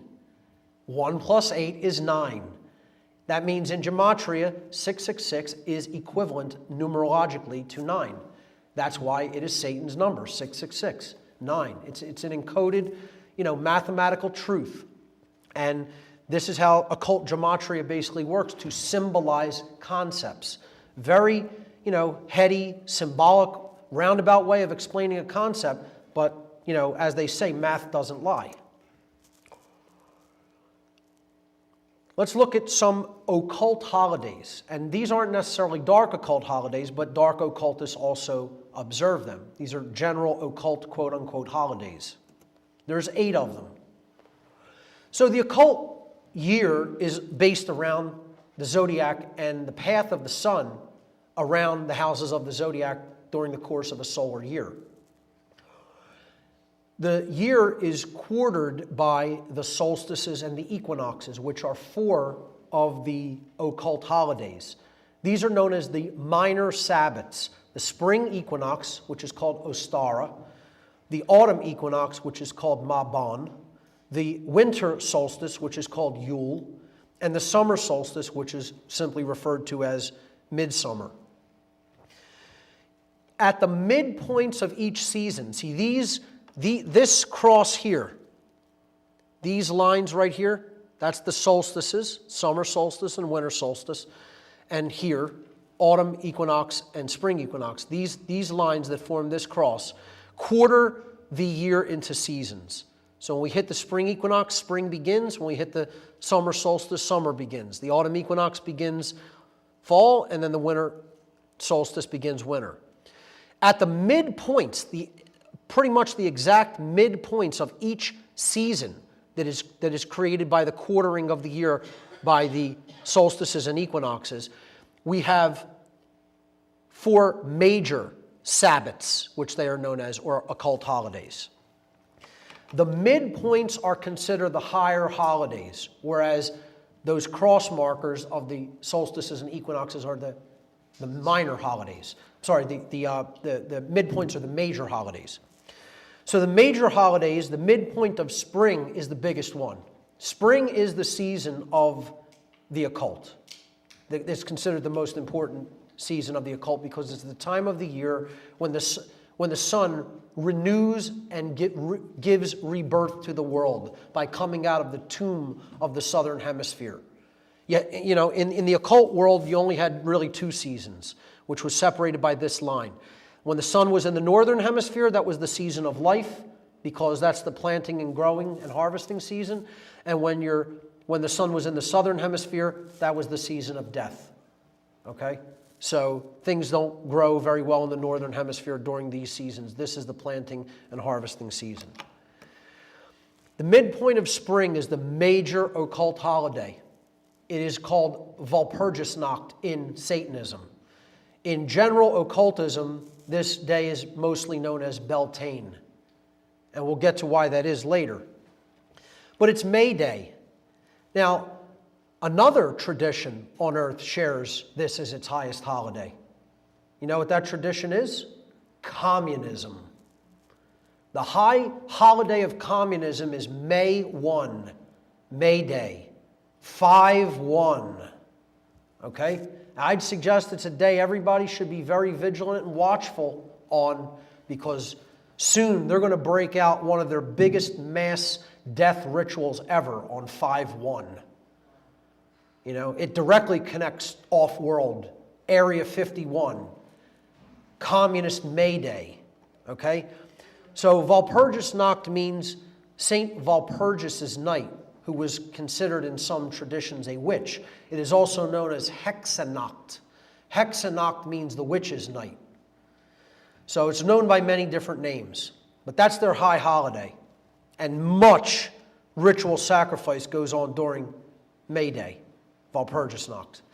The other high holidays are opposite to Walpurgisnacht or May Day in the season, in the midpoint of fall, is Samhain, pronounced Samhain. It looks like Samhain in English, but it's pronounced Samhain in Gaelic, and that is Halloween or Hallowmas, October 31st.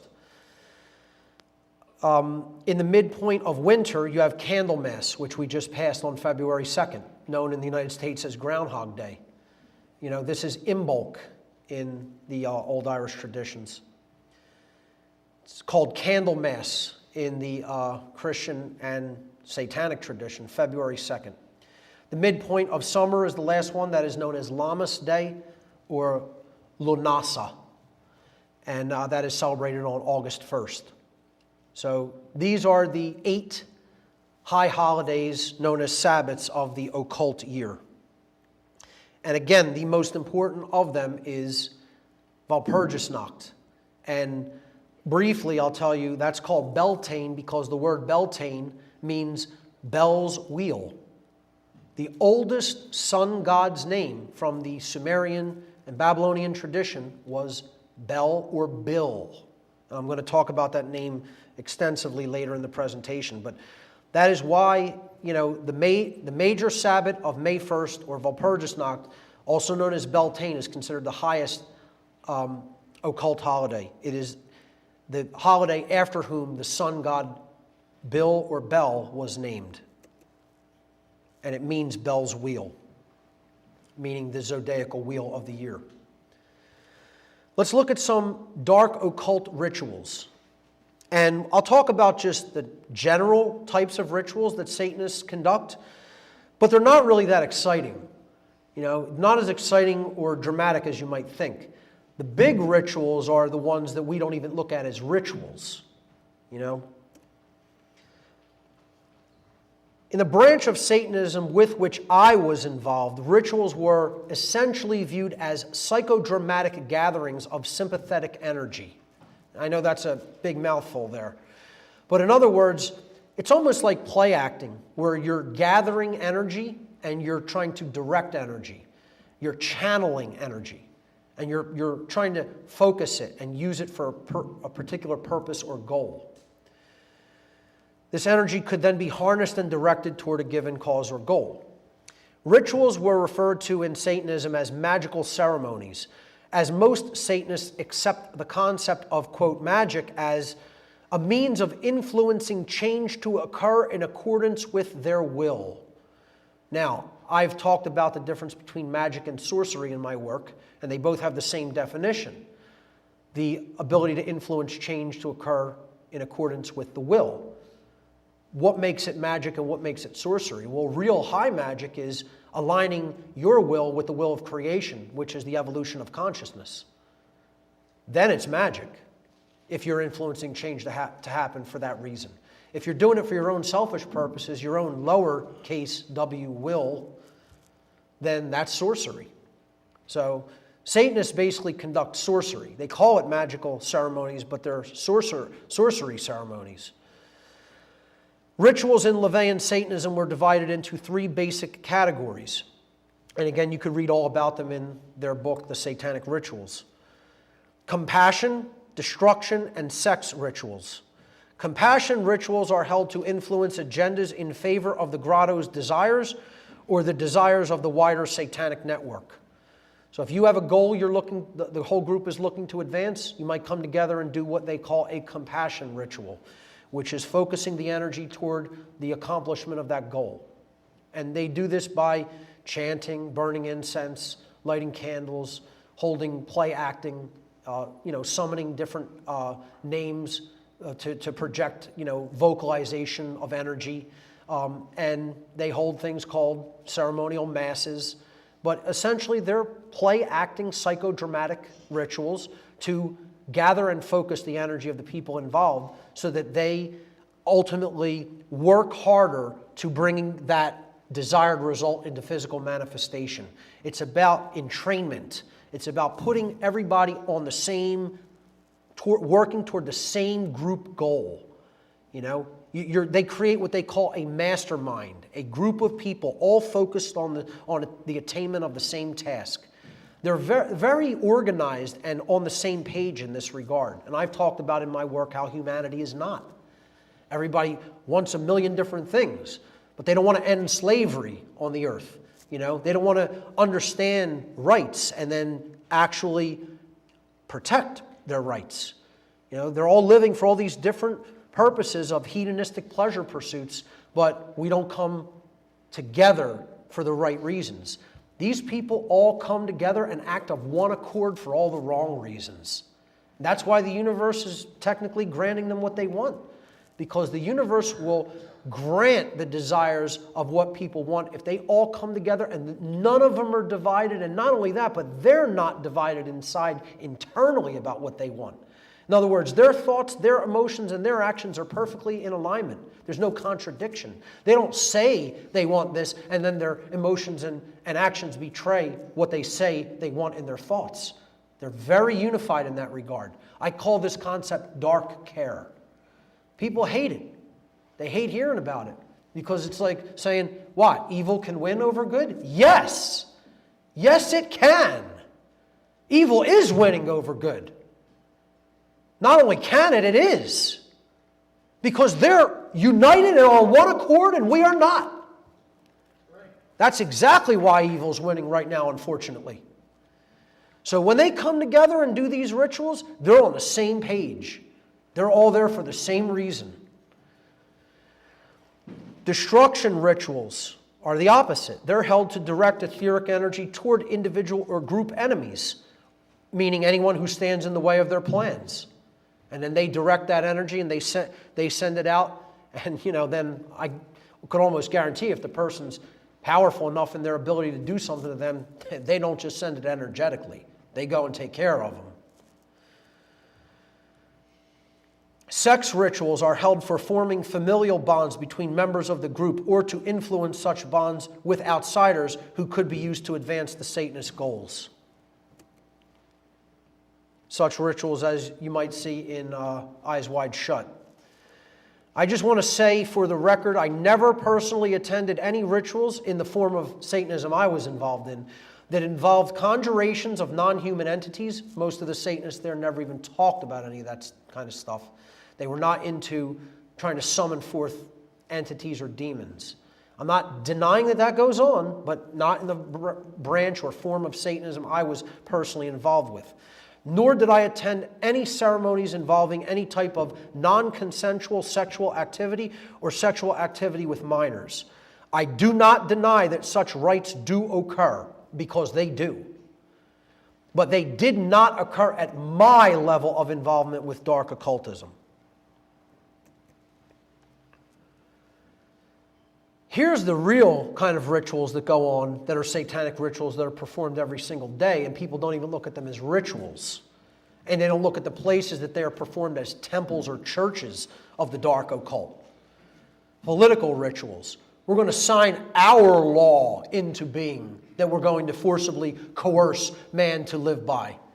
We're going to do it in our temple on the Capitol Hill. Capitoline Hill, because we're the gods of this society. All kinds of magical rites and rituals are done every time these politicians try to pass off anything to the public. They have to do little tricks, and little rituals to get people to say, oh, isn't that nice? Look at how elaborate and nice that was. They don't even realize that's a church. That's a dark occult congregation of men who want to be God on earth, is exactly what you're looking at there. How about this ritual that goes on every second of the day on earth? The slaughter of other sentient beings. This is mass blood sacrifice every single second of the day on earth. The altar of sacrifice runs with blood continuously. And you know what? Not just with animals. They do it with children. They do it with people in war. Getting the herd to cull itself. And we're going to traumatize people so that they grow up doing the same thing when they get older, as Jay has talked about. Trauma-based mind control is another big ritual, creating altars in the mind through torture. Fritz Springmeier extensively exposed this in his book, How the Illuminati Create an Undetectable Mind Control Slave. Project Monarch. See, that's what all this sexual abuse, pedophilia of the young is all about. It's about fracturing the mind of these children so that altars get created. And then they can control them. They can program that impressionable mind because it's fractured. And it's like a blank computer hard drive that can then be given instruction. Trauma-based mind control. Another book you should definitely check out about this is Kathy O'Brien's Transformation of America, and you could hear her speak at Free Your Mind 4 as well. How about circumcision as one of the big trauma-based mind control rituals that's going on every day throughout the world?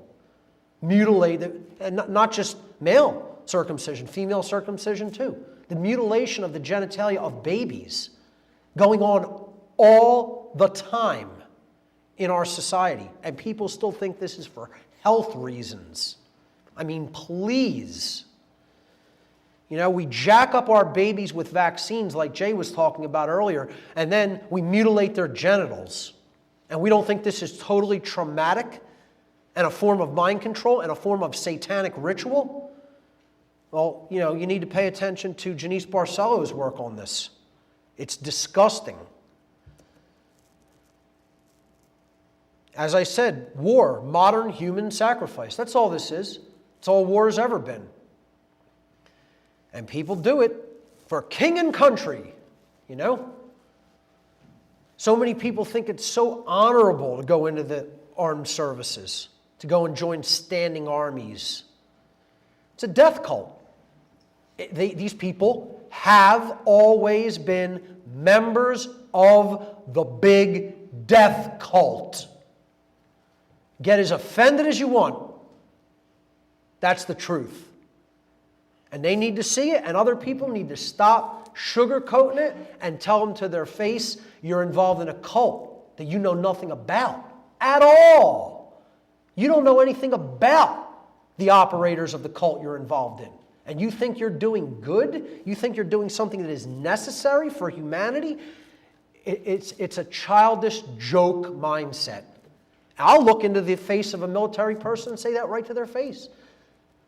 Because they weren't where I was at. They don't know what I know. They don't know where I've been. They don't know what I've seen. Okay? I'm not asking people to believe a damn thing. You know, and it's very much similar. It's actually a similar situation to being in war and not being able to explain what it's like to people.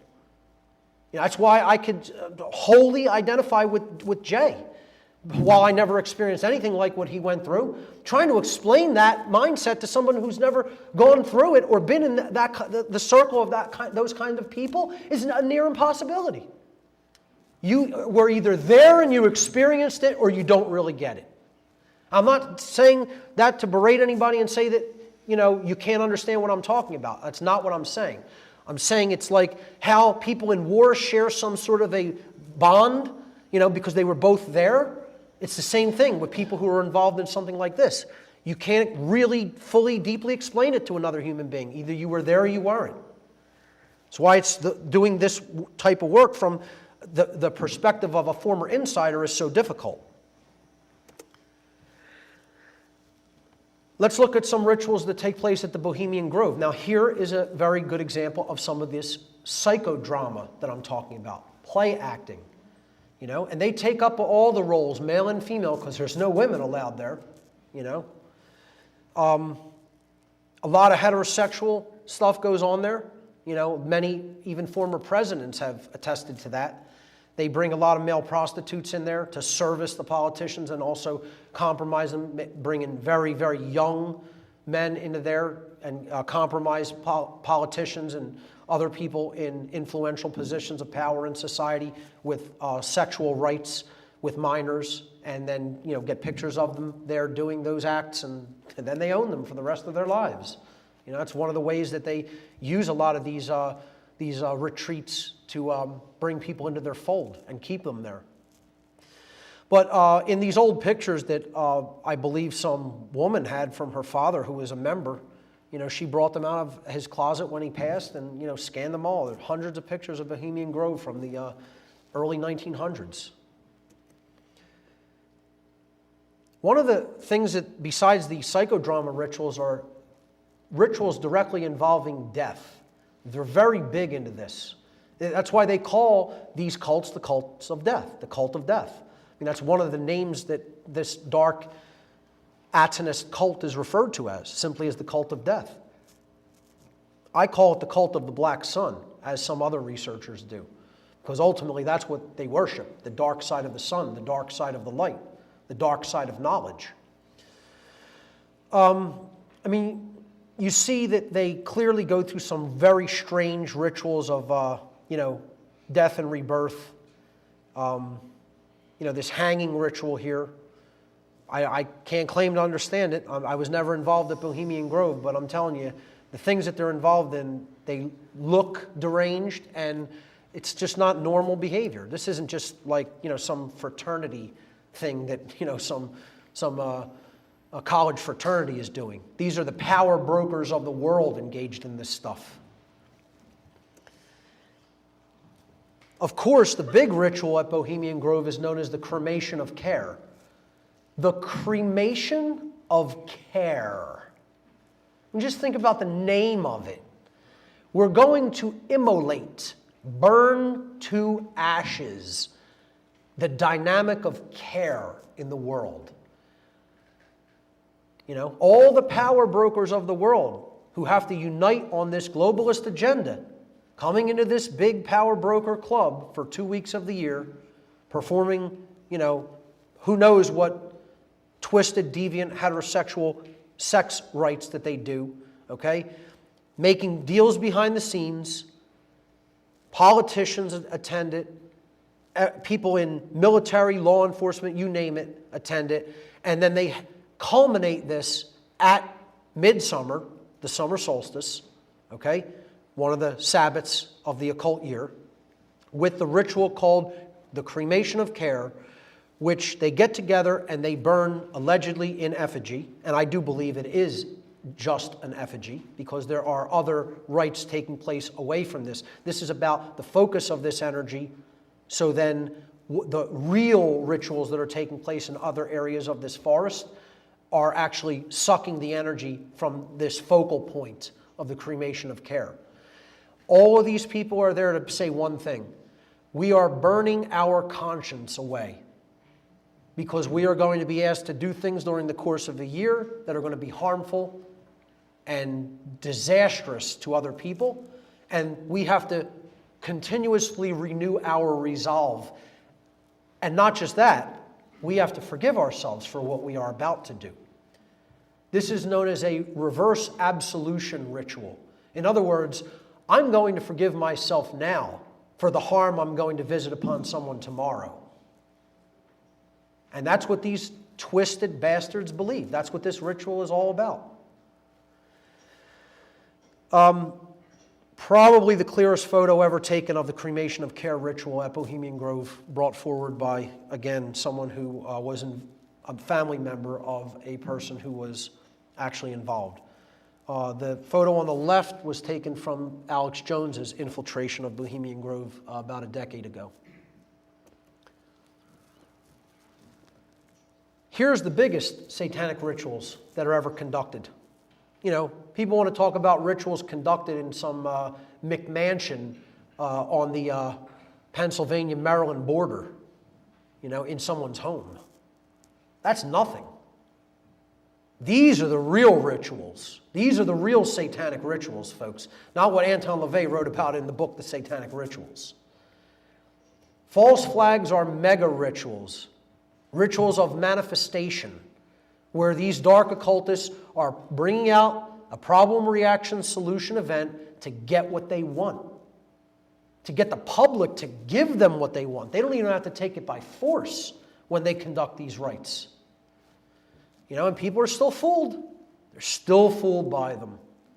The Gulf of Tonkin never happened. And we're still fooled by these so-called shootings that are happening, some of them without even victims, without provable bodies or victims.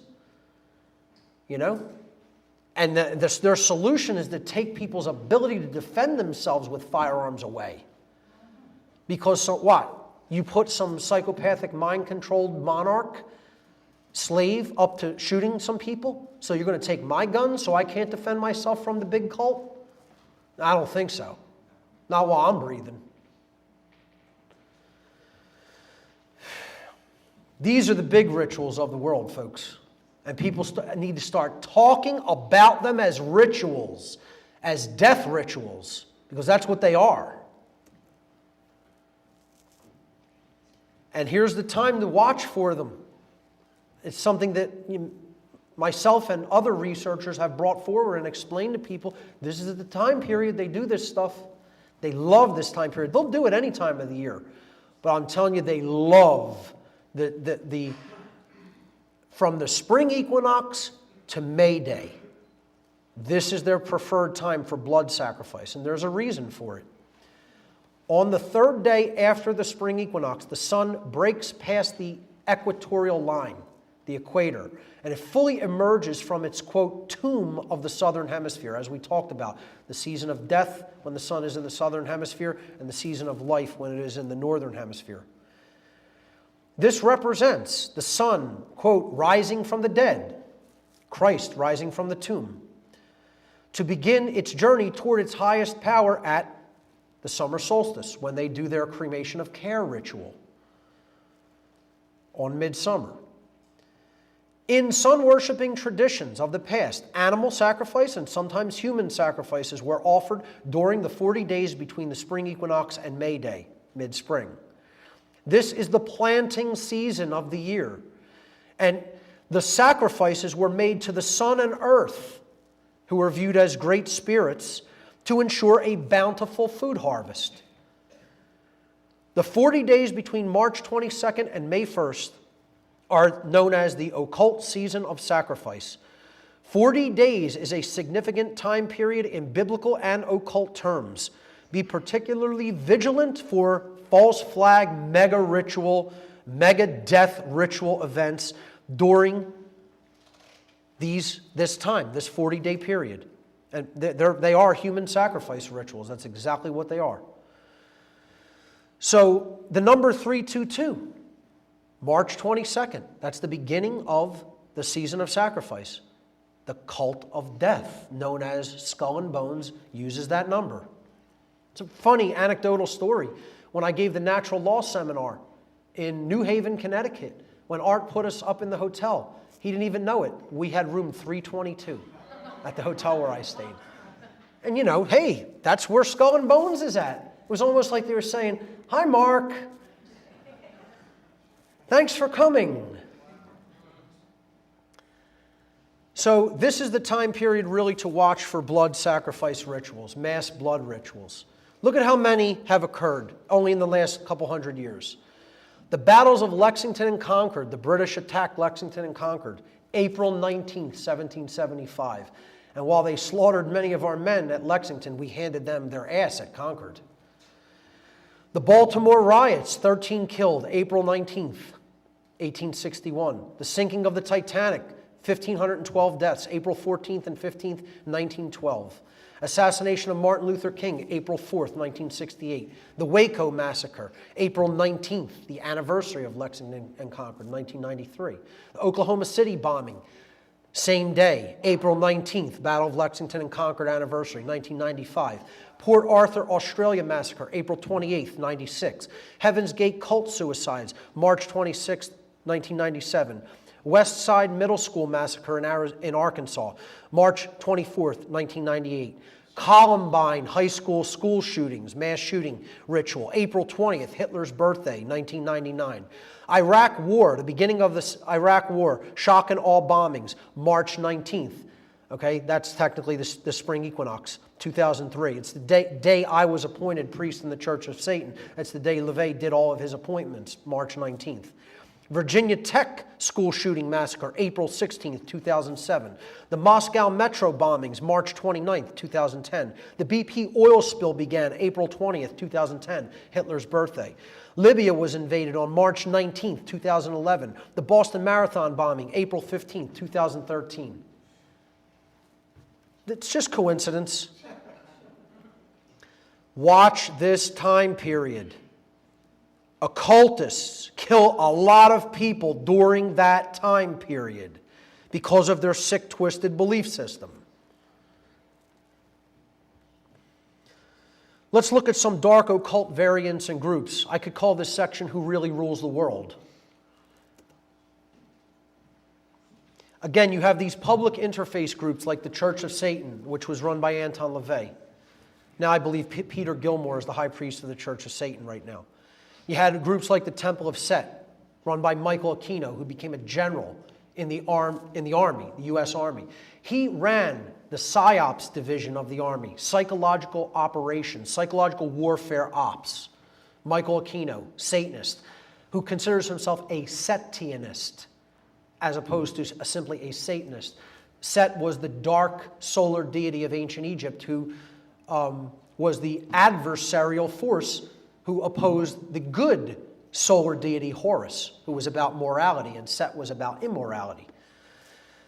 They patterned themselves after these dark gods, because that's who they fashioned themselves after. Some other groups that I was personally involved with, I was never a member of the Temple of Set, but I had friendships with many people who were involved directly in the Temple of Set. I was involved with an organization called the Order of the Evil Eye in Florida. And that's a lower level interface group like the Church of Satan. Also, there's I'm not sure if it's still in operation, a group in Whitehall, Pennsylvania known as the Whitehall Church of Satan. And that group, this is this pamphlet here called Satanic Rites and Ceremonies, with a slightly different variant of the Baphomet on the cover of that book.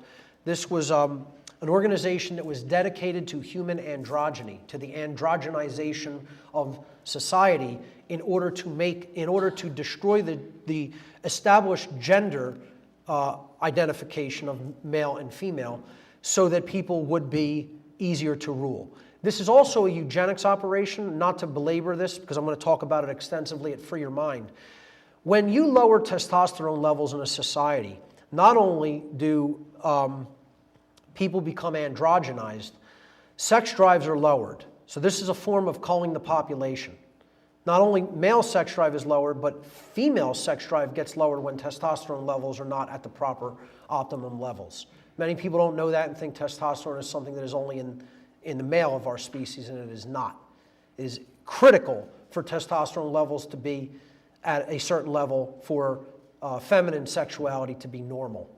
And there is a war against this chemical in the human body. There's a war on testosterone as surely as there is a war on cannabis.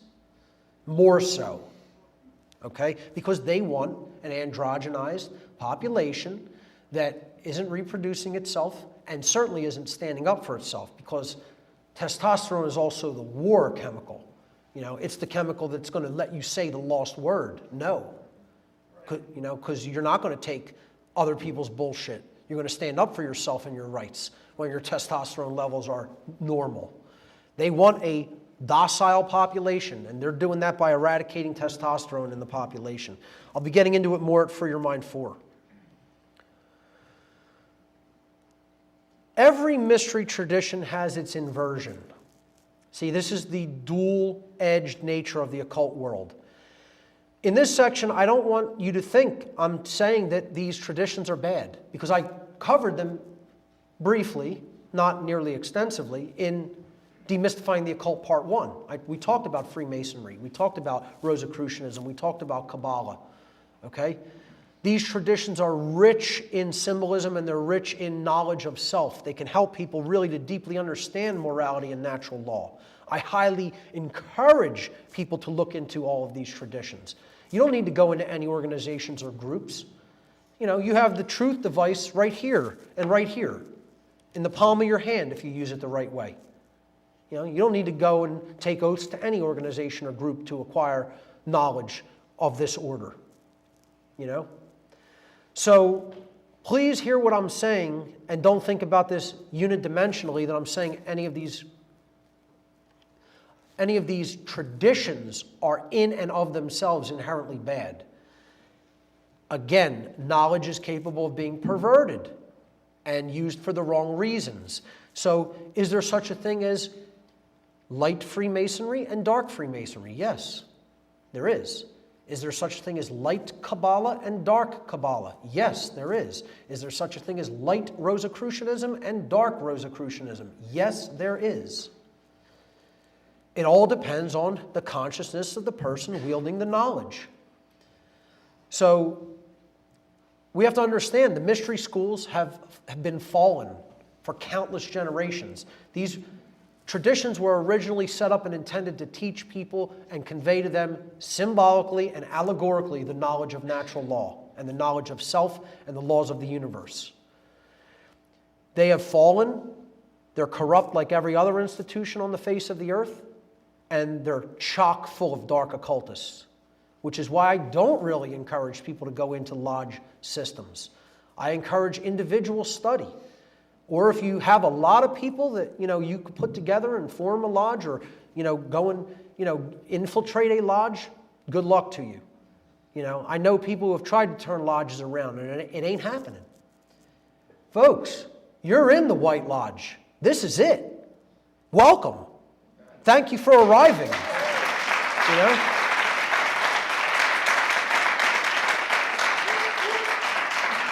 Here's the thing. Form your own, Do that work yourself as well. Carry the information to others who need to see and hear and understand it. That's what the propagation of the true White Lodge is all about. People say, Mark, where's all the good aspects of this tradition? Where's the positive lodges? I'm like, hey, take a look around. You're there. You found it. Congratulations. So, I call dark Freemasonry, I just call it dark Masonry. I don't even refer to it as Freemasonry. I look at true Freemasonry as free Masonry. It's about building freedom. Then there's the dark builders, and they're not working toward building a society based in freedom. A lot of the founding fathers were Freemasons. I consider them certainly of the light variety. Kabbalah, powerful tradition about the reception of natural law, and that's what it means, reception. It is about the reception of the divine light. Is there a negative aspect of it? Yes, there is. It's called klipot, klipotic Kabbalah. Look up the klipot. It's spelled Qlippoth. Sick stuff. Satanic stuff. It's derived from the same knowledge. Just psychopaths and lunatics took it and used it to their ends. So every tradition that has a light side is capable of falling and having a dark side. Higher level dark occult organizations, we already briefly talked about these guys. The Order of Skull and Bones, known as the Order of Death at Yale, up in New Haven. So many, people in intelligence agencies, get tapped through Skull and Bones, because they're another big part of the cult system, is the worldwide network of of intelligence orders. Bohemian Club, where the power brokers meet yearly. You got to look into all these groups and understand the people who are affiliated with them. Political and financial organizations. Jay talked about the Bank of International Settlements, the central bank of central banks. You want to talk about an organization that's packed with dark occultists. There it is. And I believe they operate out of Switzerland. The Trilateral Commission, the Council on Foreign Relations, the World Bank, the International Monetary Fund, the UN, the Federal Reserve System, worldwide communism and worldwide Nazism. And let me tell you something, folks. You think that these ideologies have anywhere near been defeated or taken care of in the world, you're out of your damn mind. Because they are so on the rise, communism and Nazism are in total control in this country. And I'm telling you, neo-Nazism is big time on the rise. Not only here, but in Europe, heavily. Some of the people involved in these political and financial organizations, the Rothschilds, especially Jacob and David. Here's the Bush family, former Baron Rothschild, the Rockefellers, David Rockefeller, the whole cult of Saturn, the black-robed cult of Saturn, the judiciary class. Here's a Satanist that I actually saw at a ritual, Alan Greenspan, former director of the Federal Reserve System. These are people who are all involved in this dark cult. They're involved in it at high levels. They're making policy decisions. They're shaping how money operates in the world. They own the monetary system.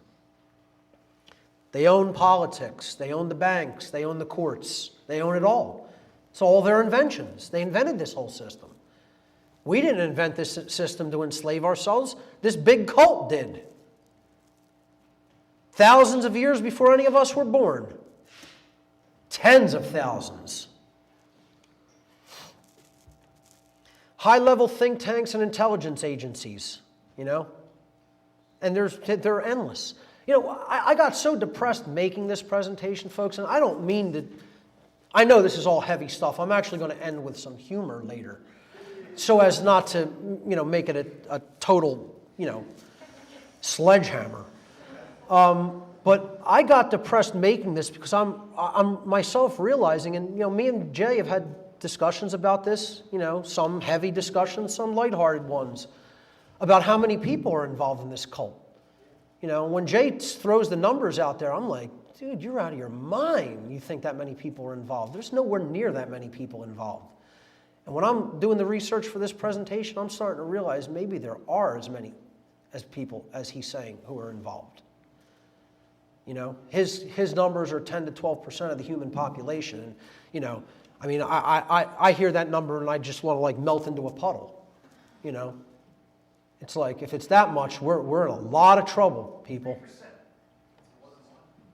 So, you know, the number 1% that people throw around, you know, I think it's almost hopeful because look at how many people are involved. Look at how many groups, how many people, all their ancillary supporters and members.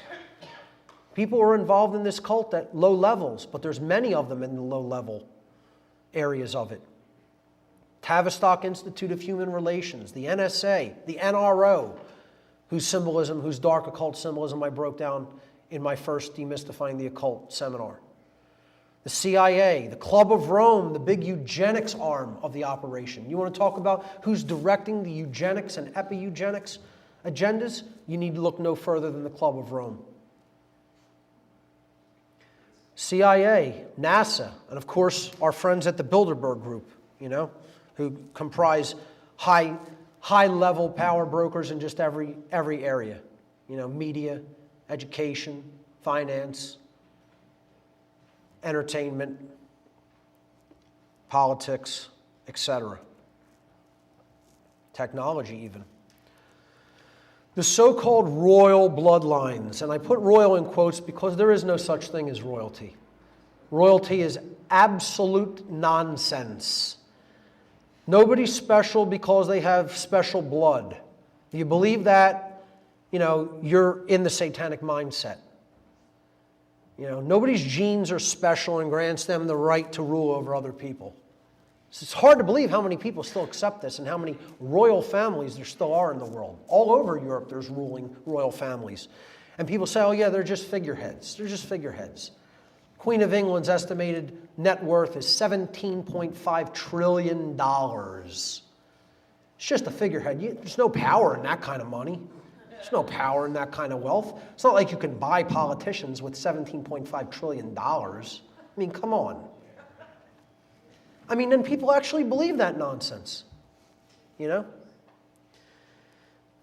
These people are people who think they're God. That's the only thing that makes them quote-unquote royal. You think you have some divine right that you don't. They're jokes.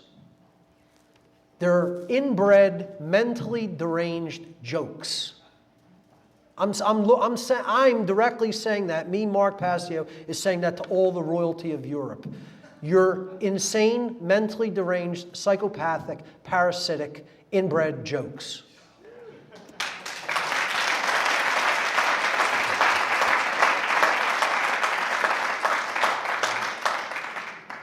And here's some more bad jokes that people still believe in. Religion, you know? You want to talk about who's at the top of the satanic hierarchy? Religion. People say the world's run from Washington, D.C., London, Moscow, Beijing, and Tokyo. Bullshit. You want to know where the world's run from? Rome, Israel, and Mecca. That's where the world's run from, folks. Rome, Israel, and Mecca. You better know that. And we think these are our religions. They invented these religions. The Dark Occult invented these religions in the ancient world. They are the astrotheological cults. The sun, the moon, and the stars. It's right in their symbols that they are the cults of the ancient world. The solar cult, the lunar cult, and the stellar cult. It's right in the symbol of the religion, and people still can't see it.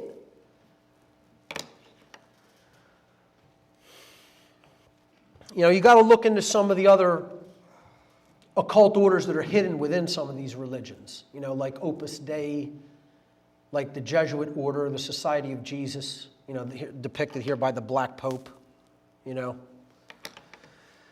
And, you know, deeper level Talmudic and Zionist Judaic organizations, you know, so-called Jews that would be called crypto-Jews. Religion is not what it appears to be, folks. It's a mask. It's a mask on a demonic face. And people better start waking up to that fact and realizing it.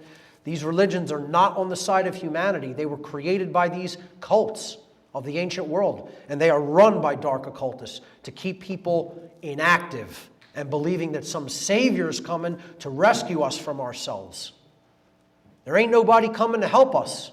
We got to do this work ourselves. I don't care what force you want to believe in for strength. I'm not telling you don't have that belief. But you know what? You got to do the action. God helps those who help themselves.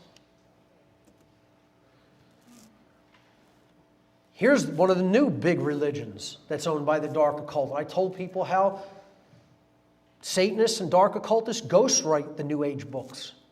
They put useful dupes up to write them and throw their name on it. They give them all the conceptual ideas of solipsism and moral relativism and the bullshit notion of the law of attraction instead of teaching them natural law. Ain't one New Age teacher I know teaching anybody natural law. Not one. Zero. Total number. Zero. You know, where's the New Age teachers talking about the laws of morality that give us the real experiential results that we experience in our lives based on our behavior? There's not one New Age teacher talking about that. None. No, but they'll sell us 1 million different products at the New Age Expo, you know, and they'll try to take the emphasis off of knowledge. That's what the New Age is designed to do. It's solipsism, folks, pure and simple. It's the big third satanic sin that the Satanists are trying to pass off to the rest of the population. Now, a lot of people talk about Luciferianism, and how does this differ from Satanism? Well, Luciferianism, first and foremost, is not one thing. Once again, is Freemasonry one thing? No, it is not. Is Kabbalah one thing? No, it is not. Is Rosicrucianism one thing? No, it is not. Nor is Luciferianism. There is a dark side of it and a light side to it. So let's just talk about the name, where the name Lucifer derives from. The name Lucifer is derived from the Latin noun lux, meaning light. Again, this is all about vision, light, the ability to see. The ability to see light from darkness. The second part of the word Lucifer is derived from the Latin verb ferre, which means to bring or to carry, to ferry something. Therefore, in its pure form, again, like the original upright pointing pentagram, in its pure form represented the spiritual nature of mankind. Well, in its pure form, all Lucifer means, it is the conceptual idea of the force through which the light, divine knowledge, natural law, is conveyed to human beings. Hence, that's why the all-seeing eye has been used as a representational symbol of the light of the Creator and the bringer of the light from the Creator to human beings, called Lucifer. Okay? The words fiat lux are often used in conjunction with this all-seeing eye to mean, let there be light. the first words attributed to the creation of the universe by the Creator. The true self, divine wisdom, enlightenment, or Christ consciousness is the result of the full intake of this high-level knowledge of self, nature, spirit, and creation. That is what Lucifer is in its pure form, folks. So, I'm here to tell everyone, completely unapologetically today, I am a Luciferian. Surprise, surprise. Am I a dark Luciferian? No. I identify with the symbol of Lucifer as the conveyor of divine light or knowledge. That's all. It's a symbol. It's just like to a Satanist, Satan is a symbol of the ego run amok that takes over the being and wants them to control everything. And they identify with that force, the ego, and elevate it to the position of godhood in their religion. Well, all Lucifer means to me is it's the light of the Creator that we are capable of receiving if we open our mind and heart to it. That's it. I don't care whether you have this notion stuck in your head that it's a bad, evil thing. You go right ahead. You want to believe that? You believe that. I can see it in a different aspect because I don't have one-dimensional thinking about a symbolic concept. If you do, I'd say, you're selling yourself short and you're not conceptually able to understand symbolically what that symbol means. Now, does that mean there aren't dark Luciferians? No, because there most certainly are. And that's who's running the world at the highest levels. So I would look at myself as a light Luciferian or a positive Luciferian, however you want to look at it, a pure Luciferian, as the enemy of these people, as the opponent. Let's not even use the word enemy, as they are the people who really have the knowledge of how natural law works. They look at them as, and want to teach people how it works so that they can actually work in conjunction with it, with the real laws of attraction and create a better world. They look at, the dark Luciferians look at us as their mortal opponents, as their mortal enemies and opponents in this game for, human freedom. Dark Luciferian is the perversion of the conveyance of that spiritual knowledge that we talked about. Dark Luciferians would be considered a superclass of the worldwide satanic network who hold even higher level knowledge about how natural law really works, which many Satanists do not even hold. The Luciferians are ultimately who are going to throw the Satanists under the bus. When Jay talks about the quote-unquote rank and file Illuminati, those are the Satanists. The super high-class so-called illuminated ones, the darkly illuminated ones, these dark Luciferians, that's who's going to throw them under the bus. Because they don't want to share that power. They want it for themselves. They know how natural law really works, and yet they have rejected the reality of it in favor of attempting to, quote, reign in hell rather than serve in heaven. These dark occult elitists are ultimately those who have been controlling humanity through exploitation of occult knowledge for tens of thousands of years. This deranged and parasitic ideology could also be referred to as Dark Atonism. Again, I don't simply call it the cult of Aton or the Aten, because the Aten was just the light. Again, the light in its pure form in ancient Egypt was called the Aten or the Aton. Well, there was three aspects to the Aton. The one that was rising on the eastern horizon, which was called Horus, the Horus aspect. The one that was setting on the western horizon, which was called the Set aspect, the dark sun.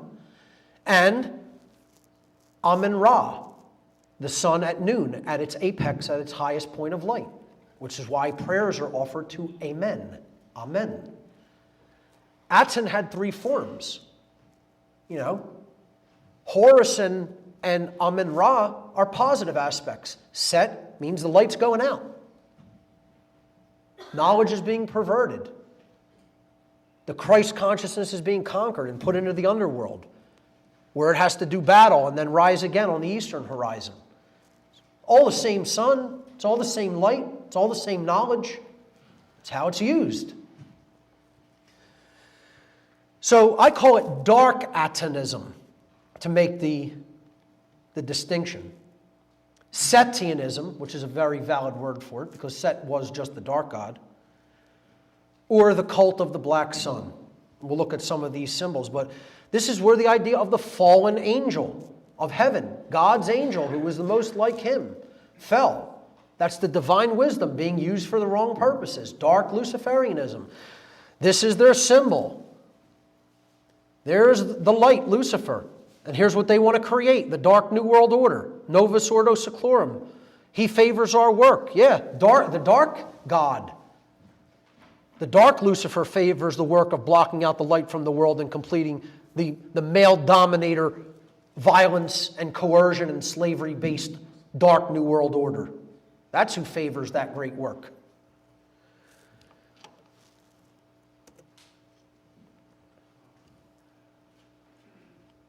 Dark Luciferian symbolism. The owl. The owl is a predatory bird who can see its prey at night and fly above its prey when its prey is incapable of seeing it. It has night vision. It can see.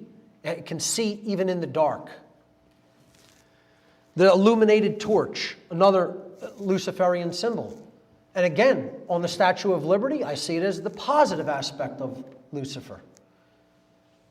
I believe the Statue of Liberty was given in good faith by French Freemasons as a symbol of liberty, and she holds a book with the date July 4th, 1776. You know, that symbol's a very positive symbol to me as far as I'm concerned. That's the light of knowledge, the knowledge of the Creator, divine wisdom. However, dark Luciferians use it as a symbol that they are the holders of that flame. They are the holders of that light. They will do with it as they see fit. Here's some of them. You want to know who the dark Luciferians are? Oh, somebody got some good shots of them at Bohemian Grove. Here they are before like a 50-foot Buddha statue, and they're burning some kind of an animal sacrifice on this altar here. And they're all in white robes. You know, not like the Satanists in dark robes. You know, that's the Illuminati. These are Illuminati members of the early 1900s, folks. That's what they look like. And you'll notice they're not all white men. They're not all white men. They're from every continent on the earth. That's the other thing I want to take a minute and talk about. People think, oh, this is all just rich white men in this cult. Yeah, that's what you think. Let me tell you something. There's people from every race, ostensible religion, background, economic class, gender. It doesn't make a difference. There's people from all over involved in this cult. Has nothing to do with a particular type of person. Okay? And you could just look at all their faces and you could see they're from every continent of the world is represented by that priest class. I think people should definitely look at these photos more in depth. I'm going to get to a couple more of them later. But this is another one of the dark Luciferian symbols, and I think this is the symbol of the whole worldwide dark cult, the cult of the black sun. You know, this was the symbol that the secret society within a secret society in Nazi Germany used. It was referred to as Die Schwarze Sun, the black sun. And that was the occult order that ran the SS, which ultimately ran Nazi Germany. And Himmler was obsessed with dark occultism. And Michael Aquino, member of the Setian Temple of Set, you know, other identified dark Luciferian organization, brags about how he has artifacts from Himmler, you know, that were used at Wewelsburg, and he used them in ritual, you know. Because that's another thing. Eugenics, fascism are huge in the dark occult world. That's what they want. And you heard Nicholas Schreck, when he was involved with the Church of Satan and Temple of Set, in that interview, tell people we are in control, and we're going to build a world that is where young people are absolutely devoid of mercy for their fellow human beings, and we're going to create a fascist world order that's going to make Nazi Germany look like a little girl's tea party. Yep. And of course, Satanism is a big part of this. Again, the dark solar deity of ancient Egypt that does battle with Horus, the light side of the sun. He is identified with the black sun. That's what this cult is. It's the cult of the black sun. I don't care what name you want to call it. They're the cult of the dark side of light, the dark side of knowledge. So how do these dark occultists avoid the brunt of karmic consequence that naturally should be visited down upon them according to the moral laws of creation, natural law? How do they get away with what they're doing? And they are getting away with it. They do get away with it to a large extent. I will not say completely, but they definitely do not take the brunt of the consequence. In other words, like if we were going to like ram into a building with a big tank, you know, and a whole bunch of people in the front were going to have to take the brunt of that force and probably get killed, okay? Well, they're way in the back, okay? But they're driving the tank, okay? They're getting other people to take the brunt of that consequence for them. And it's because they know how natural law works. These people consciously know that what they're doing is wrong. They know the difference between right behavior and wrong behavior at the highest levels. They don't think it's relative. They even pass the notion of moral relativism down to their adherents of their religion. That's how they form a cult, based on an erroneous belief system. A cult is a religion that's based on an erroneous belief system whose membership does harm to people that don't subscribe to that religion. It's the definition of a cult. The dark Luciferians at the highest level of the dark occult know the difference between right and wrong behavior. That right behavior is moral because it is in alignment with natural law, and actions that are that are rights don't cause harm, don't result in harm to other sentient beings, period. That's what a right is, an action that does not cause harm to another sentient being. And they know that wrongdoing is in opposition to moral law, in opposition to natural law, and that it does result in harm to other sentient beings. They know this. They have rejected natural law. They have rejected all of its expressions. They know that they can only build chaos and control and slavery by using the dynamic of fear and ignorance in society. But they have chosen in their absolute willful disregard for natural law to create a prison within creation and rule the prison. And this is because they so want to be able to do whatever they want unchecked. This is how crazed the ego is.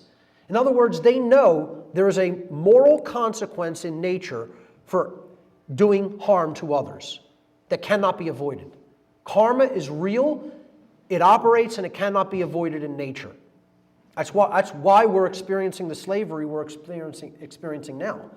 Because karmically, in the aggregate, not just as individuals, but in the aggregate of our society, we've collectively made more immoral choices than moral choices. They know how this dynamic works individually and societally. And they hate it so much that they have said, F off to the creator of the universe. We will not accept that we are bound by that law. So we are going to create a pocket of the universe within it, and we are going to turn natural law on its head.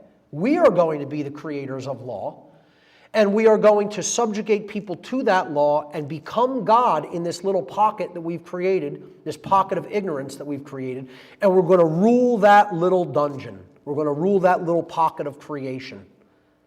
That's what Earth is. That's what the Earth is, because we've let these people rule it. So that's their worldview. Their worldview is that because they cannot do whatever they want unchallenged, that the entire universe, since this universal law is in place and they know it's in place, their worldview is that the entire universe is a prison for them. And so they rail and rage against that and say, no, maybe it is a prison for us, but we are going to become gods within a little corner of the prison. It's like people who are in a prison on Earth who then start like their little gangs within the prison, and like, I run this aspect of the prison. Like, you're not going to run any drugs through this prison because I run that. So they take over a little corner of the prison or an aspect of the prison. Well, that's the same way these dark occultists work. They've rejected that there is a higher law in creation, even though they know there is. They so don't want to be bound by it that they have chosen willfully to, through confusion and through keeping other people in ignorance of those laws, to try to become God within a little pocket of what they consider a prison. Now, that's an erroneous worldview. The world is not a prison. The universe is not a prison. Well, the earth is now a prison because of the choices we've made and the ignorance we've been kept in. But it doesn't have to be. The universe is not a prison because it is governed according to law. The universe is a paradise because it is governed according to law. I'll say that again. The universe is not a prison because it is governed according to natural law. The universe is a paradise because it is governed according to natural law.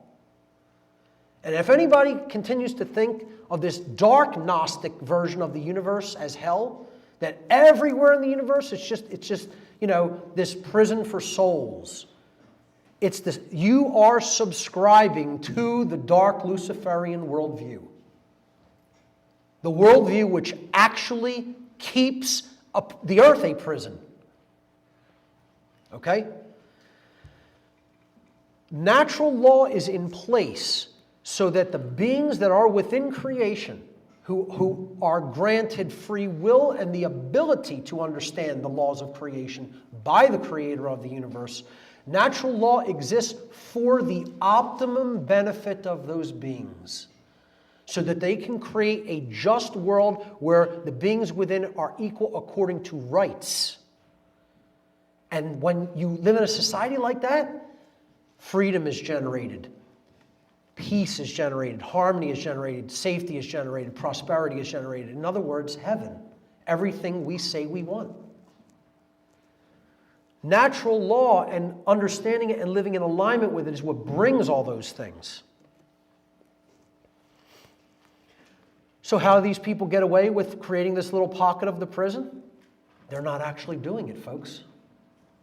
They're getting other people to do it for them. They're getting their slaves to build the prison for them. And this goes to the issue of moral culpability. Who is more morally culpable? And moral culpability means you are determining who is at fault or at blame or deserving of blame for actions that were performed that resulted in harm to other beings.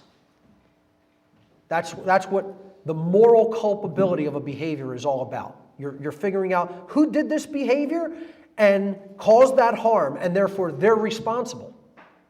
That's what culpability is. It's from the Latin culpa, meaning blame or fault. So I always ask the question, who's more morally culpable? Not who's culpable at all. Both parties are culpable. Both parties contributed to the harm and therefore are at fault. Who's more morally culpable? The order giver or the order follower? It's another thing many people don't want to hear, but the order follower is always more morally culpable. And there's a reason.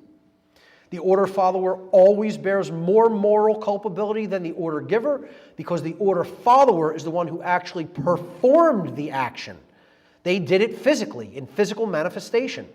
And in taking such action, actually brought the resultant harm into physical manifestation. Order following is the pathway to every form of evil and chaos in our world. It should never be seen as a virtue by anyone who considers themselves a moral human being. Order followers have ultimately been personally responsible and morally culpable for every form of slavery and every single totalitarian regime that has ever existed upon the face of the earth. Once again, folks, get as offended as you like about that statement. Nothing you say or feel or do will ever make it untrue. Here's the most devoted cult members to the cult of ultimate evil, to the big cult that runs the world, the cult of the Black Sun, the police and the military. They are the most devoted cult members. And through them being deceived into performing harmful actions against people's rights and freedoms, they are the people who are actually building the prison for the dark Luciferians.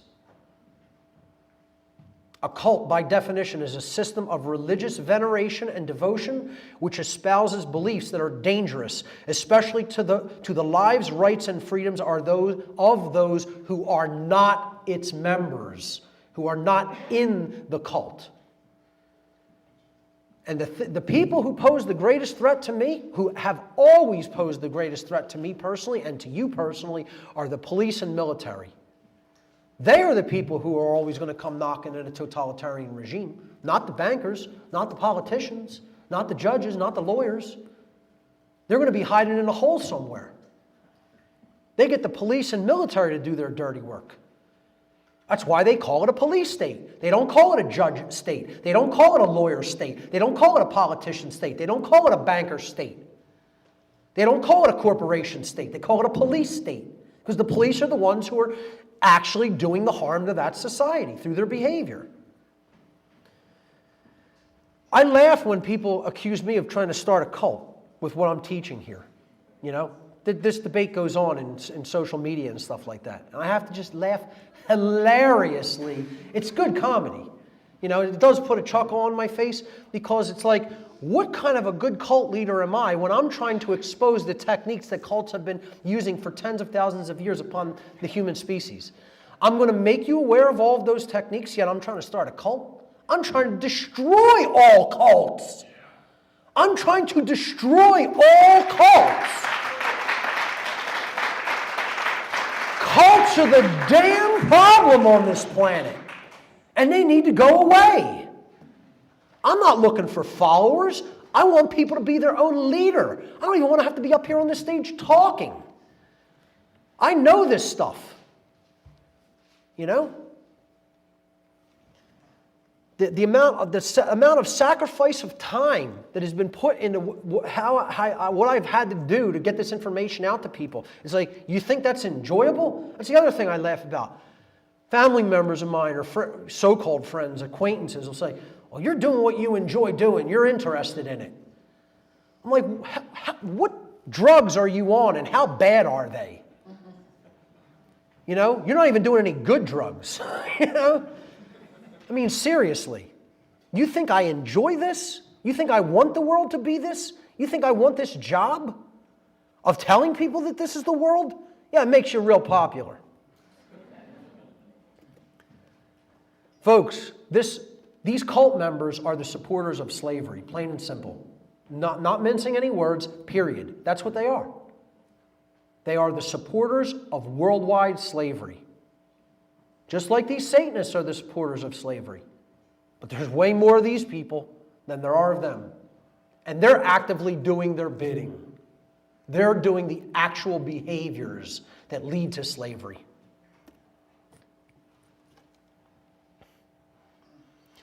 The dark occult mockery of its own cult members. You know, not only are those the people who are the supporters of slavery, not only are they doing the bidding of the masters of the world, but they're being ritualistically and symbolically, occultically mocked by the very people who they are serving. I gave an entire presentation on this at Free Your Mind 1 back in 2011. It's called The Occult Mockery of Police and Military Personnel. Highly suggest everyone here watches this video. They do it wordlessly through their symbolism. You look at all the symbolism. You know, we talked about the hypercube being the symbol of hell on the forehead. They wrap the floor of the house of Freemasonry, the symbol of the first degree tracing board. The floor of the house means base consciousness, not understanding natural law, not knowing the difference between right behavior and wrong behavior. That's what the checkerboard represents. They're putting it around these people's brains, wrapping it around their brain. Inverted satanic pentagram symbolism, putting it all over the third eye and the crown chakra on the head, combining it with the checkered floor of the house. Here's more symbolism. The goddess, the Statue of Liberty, inside, the goddess of freedom inside the inverted pentagram. Then you have the octagon representing the hypercube. Oh, wait a minute, we have two squares of stars there. Another hypercube symbol. You know, this is the trifecta here. You know, you got, oh, I'm sorry, wait a minute, what's this? Oh, that's a trapezoid. How much more do you want? You know, here's the double square on this one, upholding the crown's right. I can go on and on forever. That's another thing Jay and I talked about. We're like, all the stuff we're talking about, we're barely scratching the surface.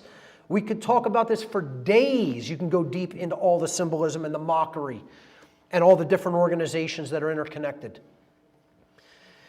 During the entirety of the time I interacted with dark occultists, they referred to the police and military only according to these two terms. They called them our dogs and our pets. Nothing else, no other term was ever used. I never heard them say the word police, ever. Ever.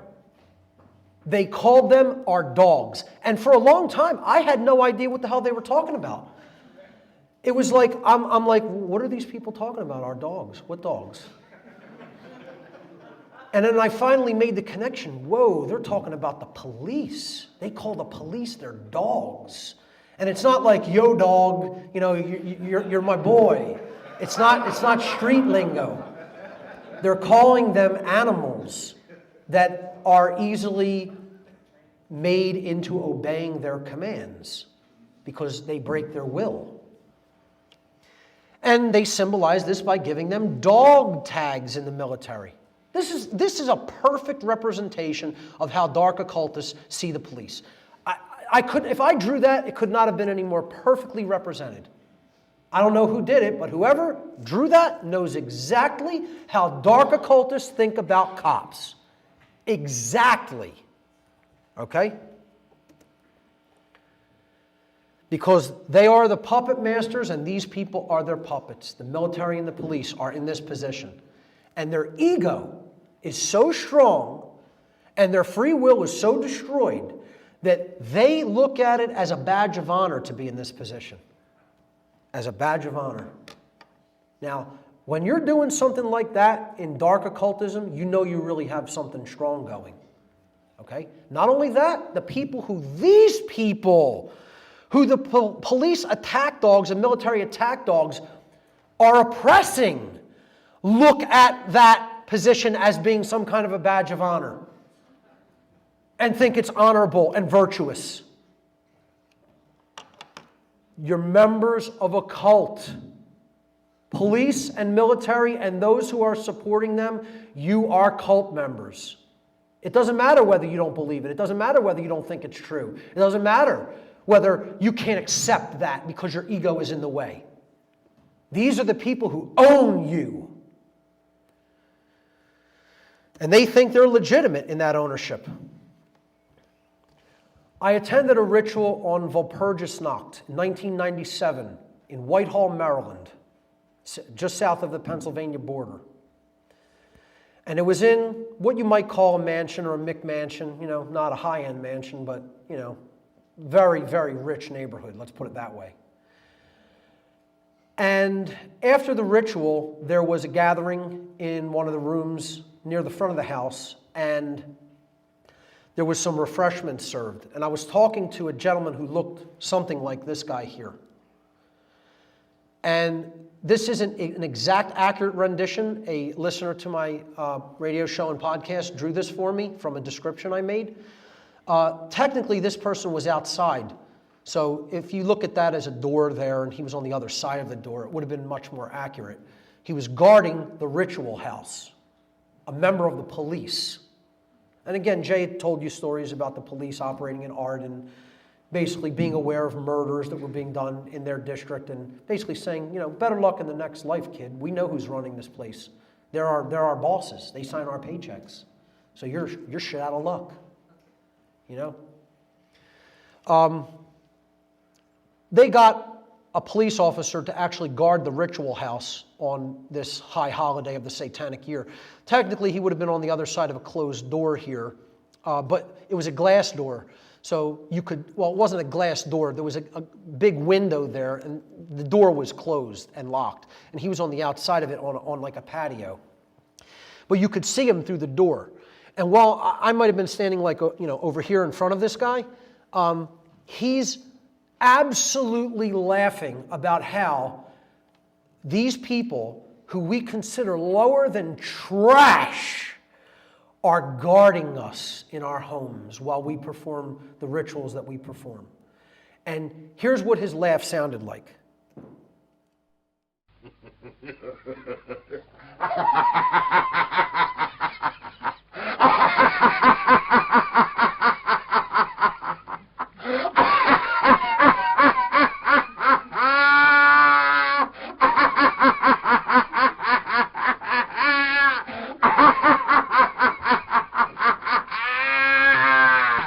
Almost identical. The choking or gagging aspect was even more like heightened because he was like eating while he was laughing. He was eating and drinking while he was laughing, like food in his mouth, okay? Like a gluttonous slob. And I'm telling you, you know that cackle or that force, like you can't even draw, you're laughing so hard you can barely draw another breath in. That's what it sounded like, okay? This is what these people think of the police. And you know what? Can't say I blame them. I think about them the same way. They're that big of a joke. You would enslave your own kind. What bigger kind of a joke is there? What kind of lower form of life is there than that? You deserve to be laughed at like that. You deserve to be laughed at like that.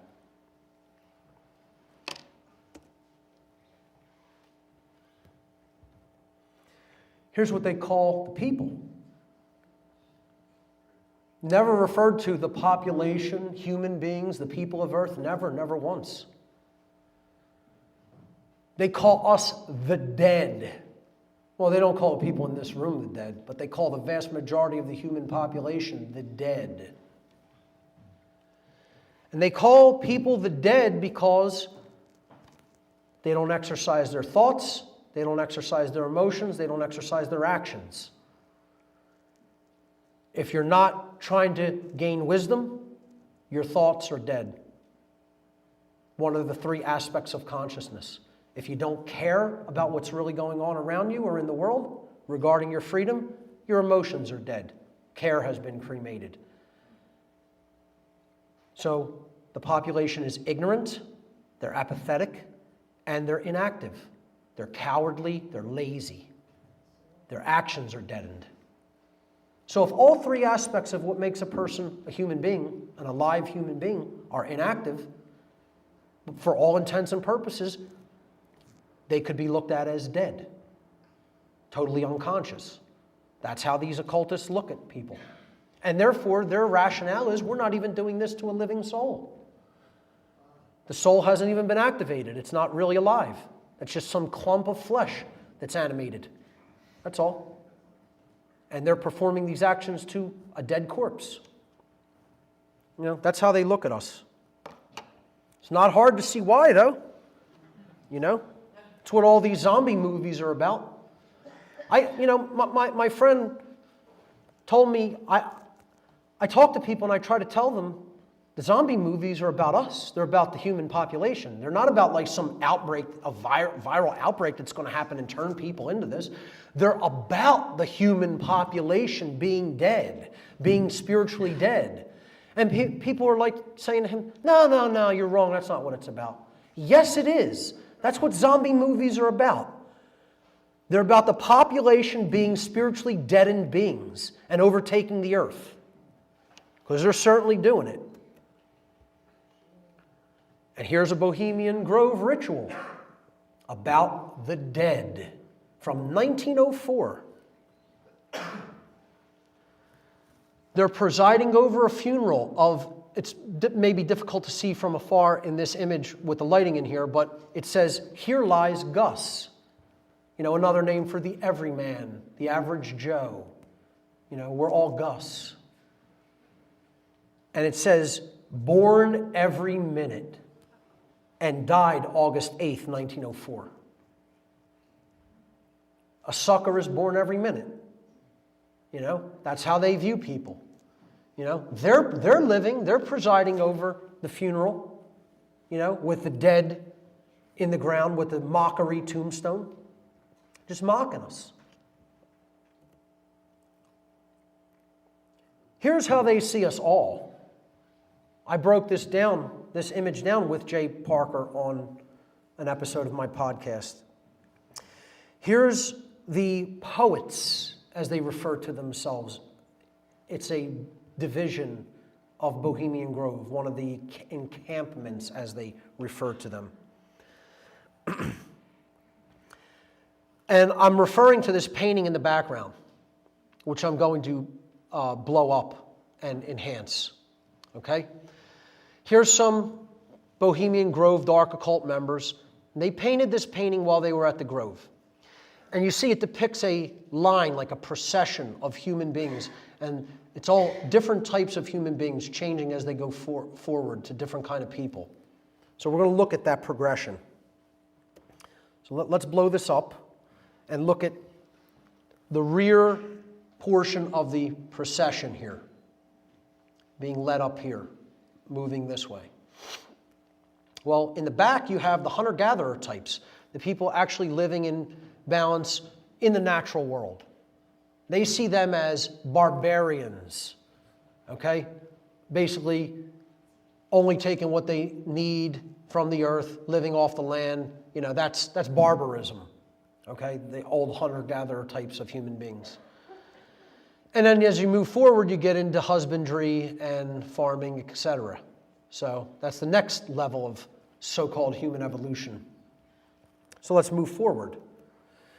Well, then we have two classes of people. You might call this the poor or the lower class, you know, and then you have the aristocracy or the upper class, or at least the middle. You know, you're moving here toward the middle class here. There's even kind of like a separation. You have who they consider, you know, the slovenly and you know, just degraded aspect of society. And you have here's the poor. They're all like, you know, waifs practically, you know, practically starving. You got this guy who's got a little bit of something or bread maybe, you know, but he's still like really emaciated. Then you have the aristocracy. You know, they're the moneyed and so-called cultured people, you know, who are doing a little bit better than everybody else. And then in front of the aristocracy is the strong man, the police and military. That's who he represents. He keeps the rest of the population isolated from the true ruling class. So when we go forward, okay, who's in front of him? The bankers. But they're not the ultimate ruling class. They're the ones still doing the bidding of the ultimate ruling class, which is the guy in the black top hat, the dark occultist. Okay? Now, he's being heralded by this herald, who is the media, constantly in front and announcing the arrival and controlling the public perception. And he has a slave who looks like, you know, a black person from that day perhaps, or it almost looks like some kind of a mongrel type being, but it's obviously a very racist statement too, because they clearly try to depict it as an African-American man. This is how they see the people, folks. This is how they see you. This is how they see me. This is how they see their dogs, and even the high-level financial magicians who are ultimately doing their bidding. Okay? But he's not out in front. He's out in front. He's the one setting the pace. He's the one setting the agenda. I mean, if you can't see it, I don't know what to tell you. These people are telling it to your face practically, but not in words. They do it in pictures. They do it in symbols. Behind closed doors, they do it in words, out in the open, very frankly.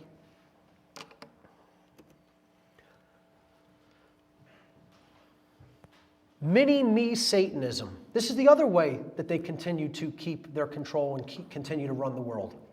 It's what I call mini-me Satanism, and it's what most of this whole society subscribes to. Mini-me Satanism. Everybody wants the Iron Throne, right? Nobody wants to destroy the Iron Throne. See, it's like Russian dolls, a doll within a doll within a doll. It's all just a fractal image of itself. You know, the big Satanists up here, you know, they know a lot more about the whole ideology, but then they got the little Satanists down here. It's just a mimic of the ideology at a lower level, a mimicking of it. You know? We don't want to destroy this. No, we want to take this and we want to use it for our own benefit. To throw a Game of Thrones allegory in there. Hope most people get that reference. The tenets of Satanism are live only for yourself. There is no such thing as right and wrong, truly. The most ruthless should ultimately rule, and they should ultimately get rid of who they don't want. Most people think like that. Even at a lower level, they might not very consciously, fully vocalize that, but you know what? You ask most of your friends and family members, and I guarantee you the majority of them are going to say, I pretty much believe that. That's the natural order of things. Just like Nicholas Schreck was saying back when he was a Satanist. This is the natural order. Bullshit. There's nothing natural about it, and it'll never lead to order. This societal Satanism has to go before we could ultimately do anything about the problem of this big cult. Because as long as this ideology is entrenched in the masses of people at a fractal level, we are subscribing to the same ideology that is ultimately enslaving us.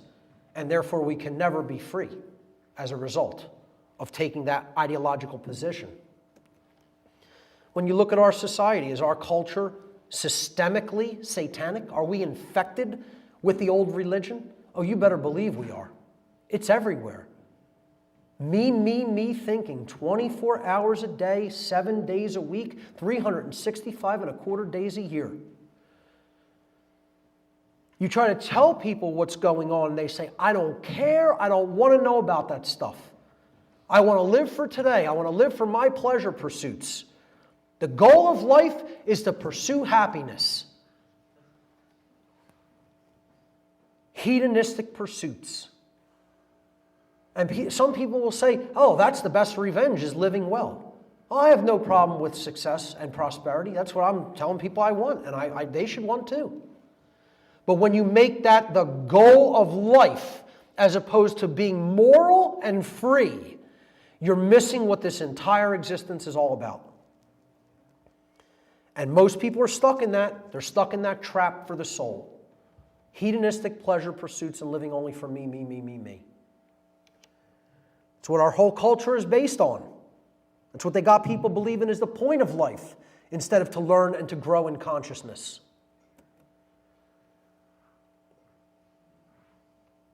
Is our culture systemically satanic? I ask once again. Are we supporting the very cult members who are enslaving us? And are they supporting their very occult overlords who are enslaving them in turn? That's why we have to do away with this notion that, because we're doing it, it must be right. So many people blindly supporting this country and its military and police.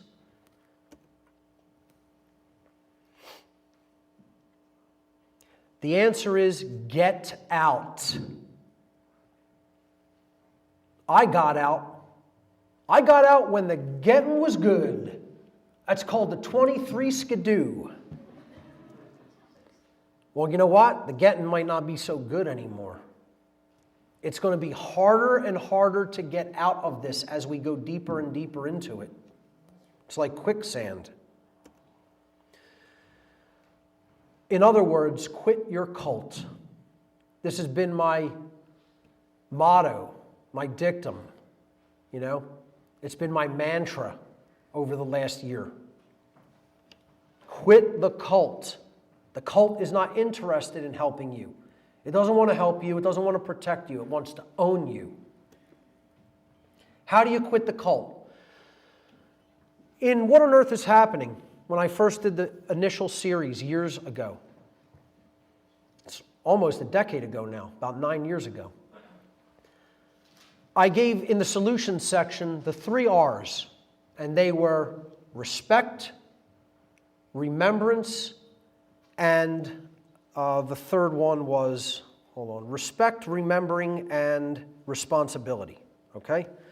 So those 3 R's are what I want to reiterate upon as the way out of the big cult, how to get out.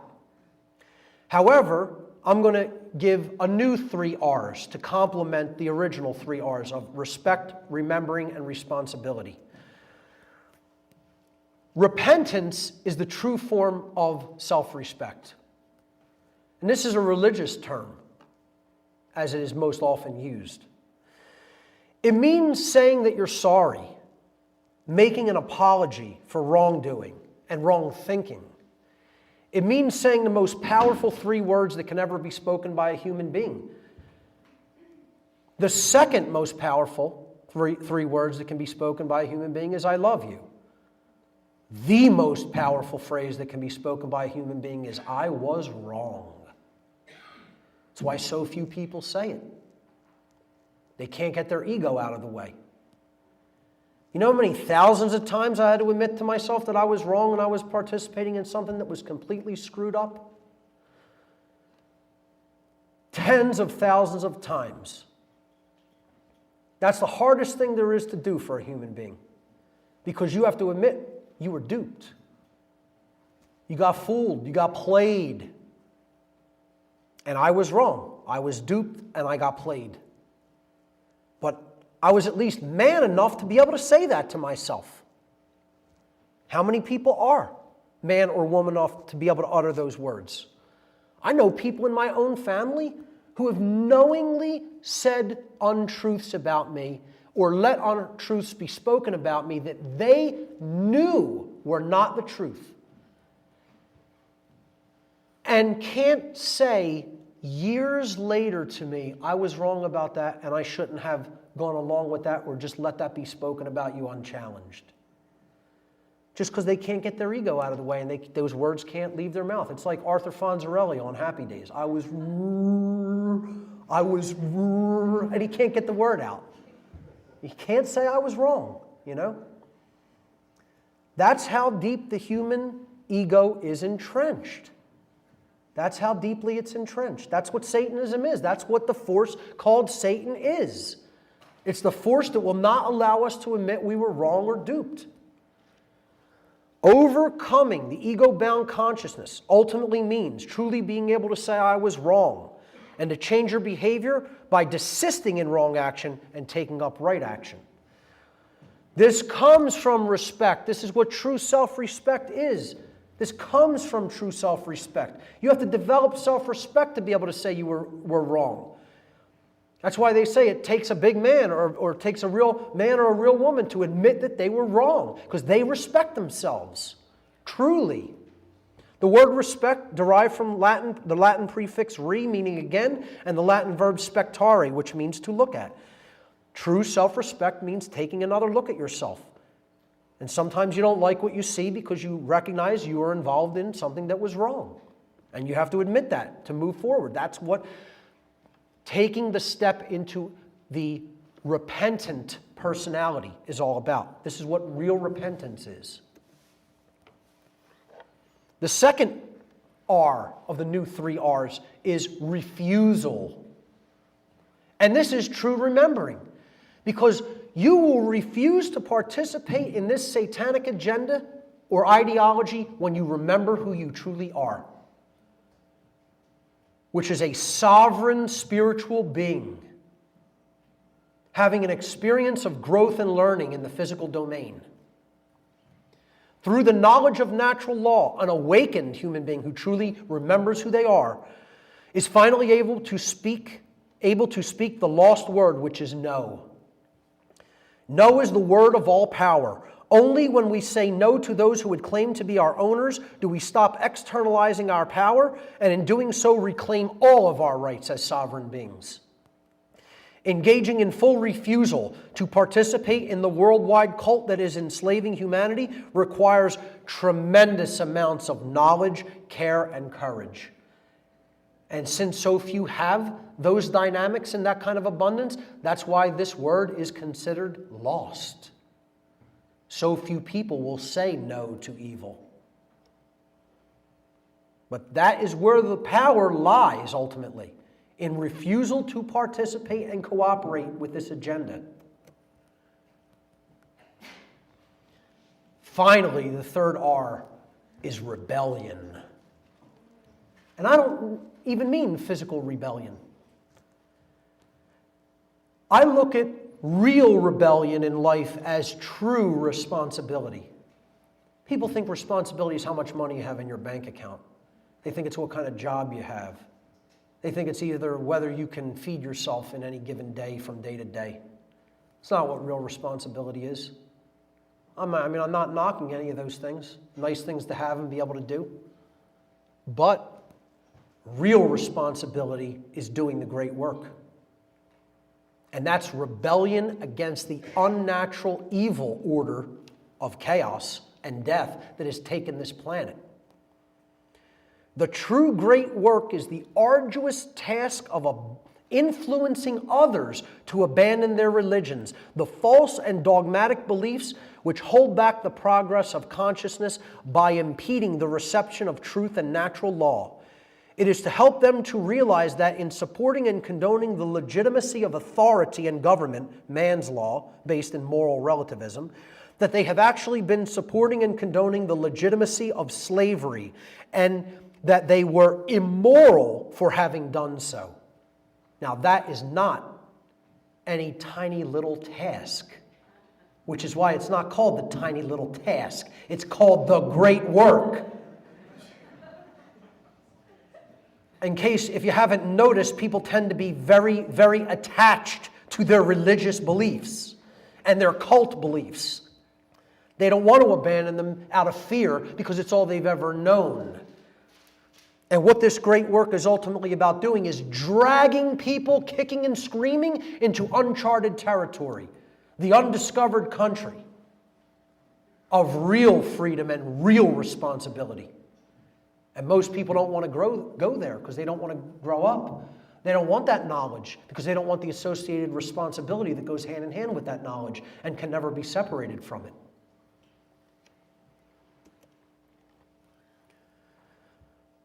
You want to know what two of the most powerful words that can ever be spoken are? I will.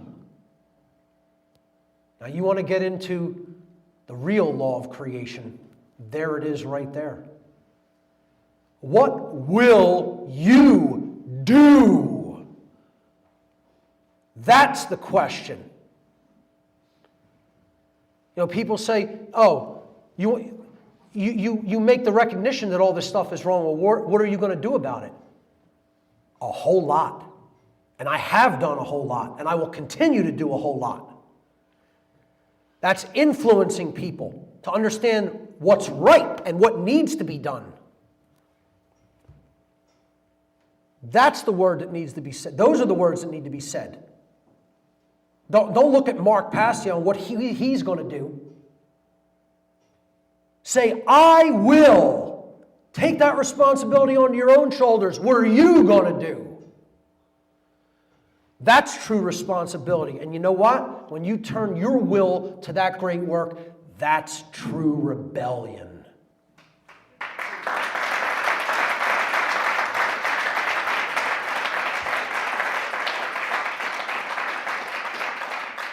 And I was going to wrap it up there, but I have one more thing for you guys tonight, a little special section that I planned just for today. I call this the hidden God of the occult world. Or, there is only one God, and his name is Bill. You're laughing now, but wait till you see this. Okay. In the ancient world, the solar deity in the oldest civilizations on Earth was referred to as Bil or Bel. B-I-L or B-E-L. Now, the actual vowel in the middle is relatively unimportant because ancient languages did not have vowels. If you go back into the ancient Sanskrit, Hebrew, Coptic Egyptian, Phoenician, all of these languages, Sumerian, they didn't really have vowels, okay?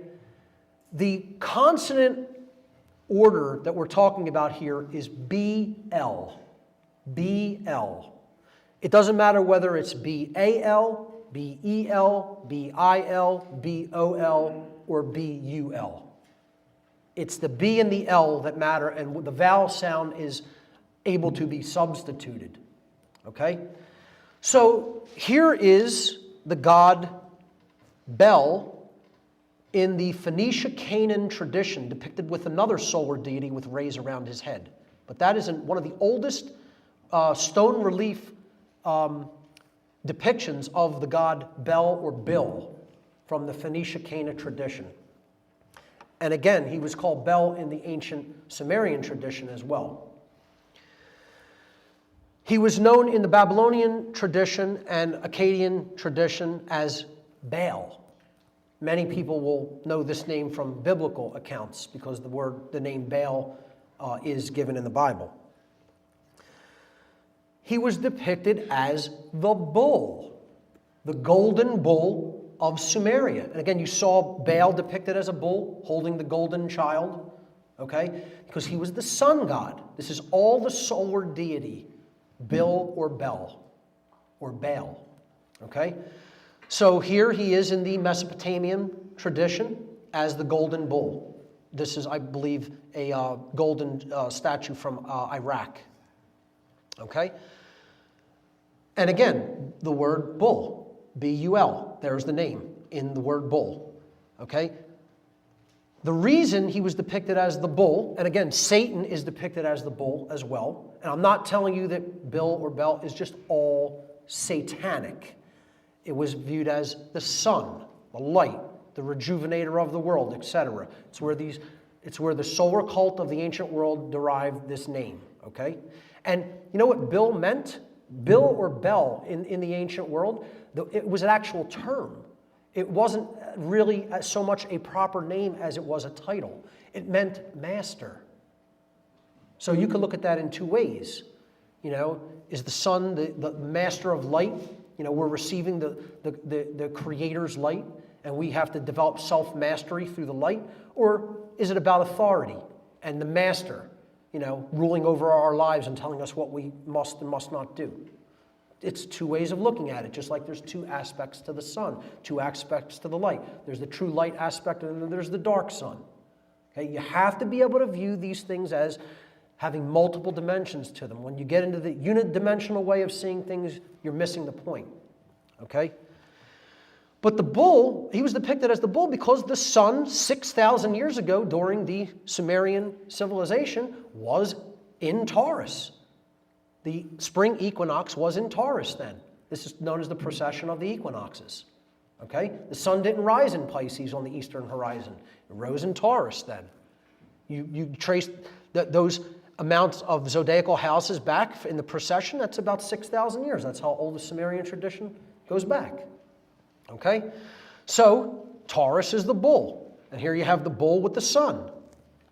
It makes perfect sense. Okay?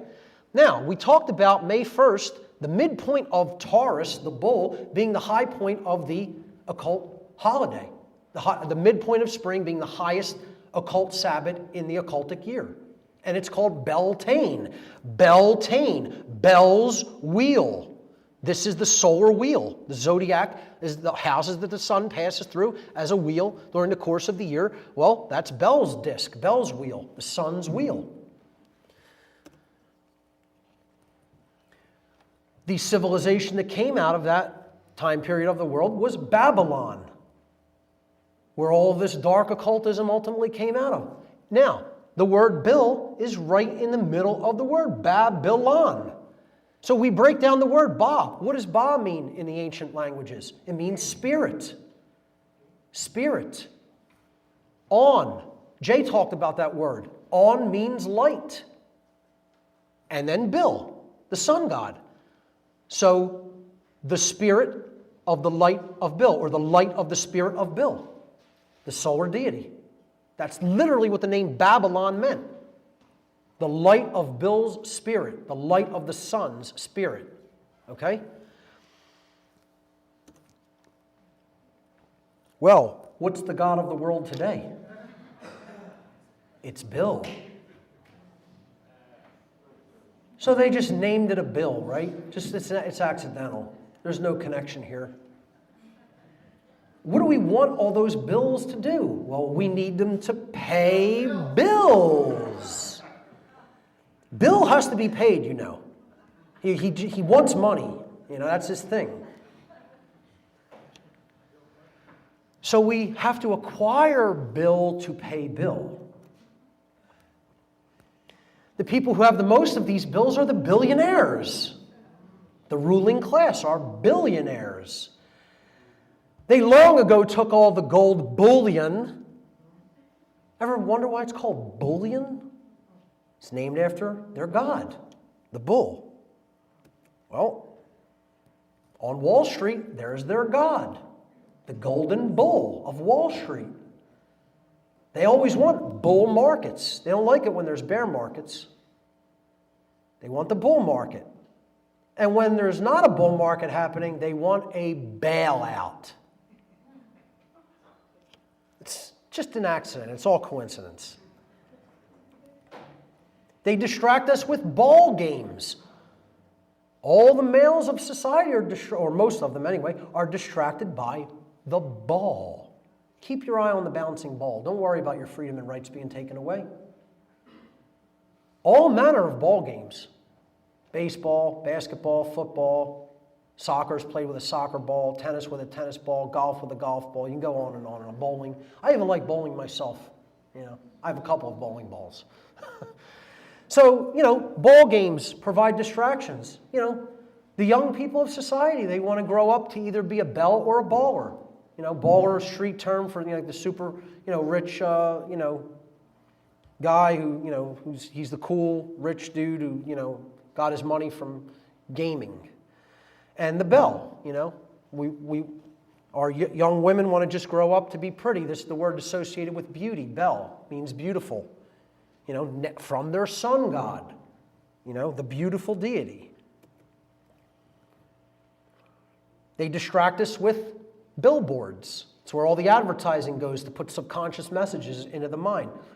The top singles in pop culture, music, which the Dark Occult worked through, is called the billboards. Actors are given billing in Hollywood.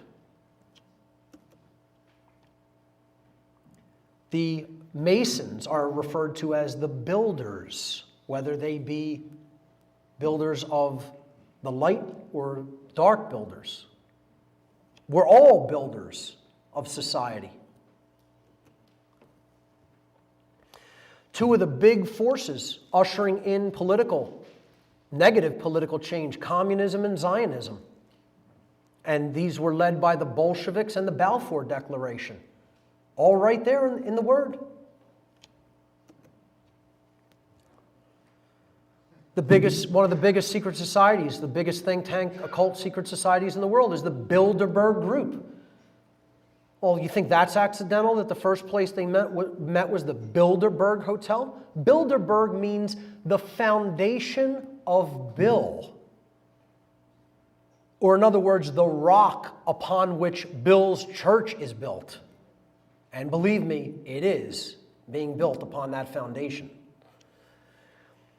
We have a prince in the royal family of England that is going to become king at some future point, and his name is Bill, Prince William. Well, you think they named the future king Bill or William accidentally? I don't think it is. That's their god. That's why the English royalty vacation at Balmoral Castle. They go there to learn the morals of Baal. Okay? And the castle where the most ritual sacrifice during any given year is held is Amerwa. I mean, look at the accounts that Fritz Springmeier gathered, and also that I believe Bryce Taylor talked about the things that go on at Amerwa. Or perhaps it was... I can't remember who did the talked about the reptilians with David Icke. Arizona Wilder, thank you. Arizona Wilder talked about the occult rituals that take place, the human sacrifice rituals that take place at Amerwa Castle. Where is it located? It's located in Bouillon, Belgium, which is, By the way, Belgium is the proposed seat of the world government at Brussels. Now, Bouillon, named after the sun bull god, Bel or Bill, just happens to be directly next to another little settlement called Munio. So you have Munio and Bouillon, the sun and the moon. It's coincidence, though. You might think this is all baloney.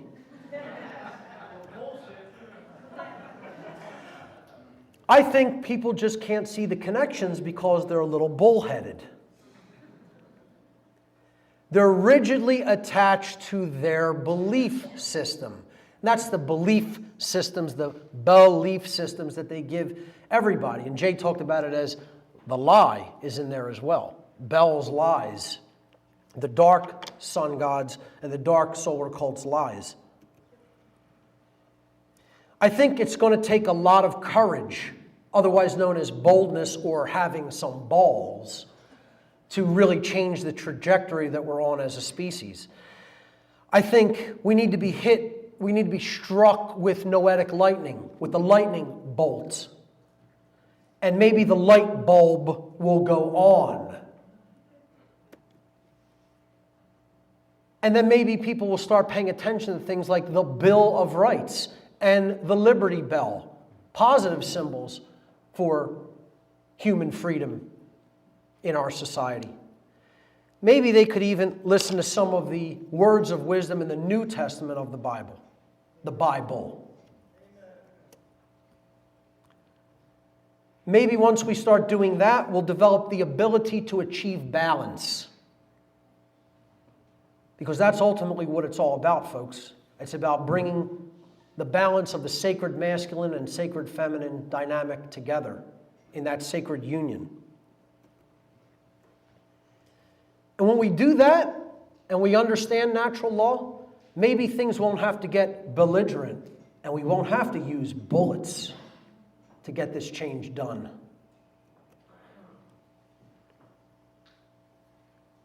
If we do it the right way, we could put an end once and for all to this bullshit called human slavery. Thank you. And you know, when we do that, we truly will have hit the spiritual bullseye. Ladies and gentlemen, thank you so much for your time and attention.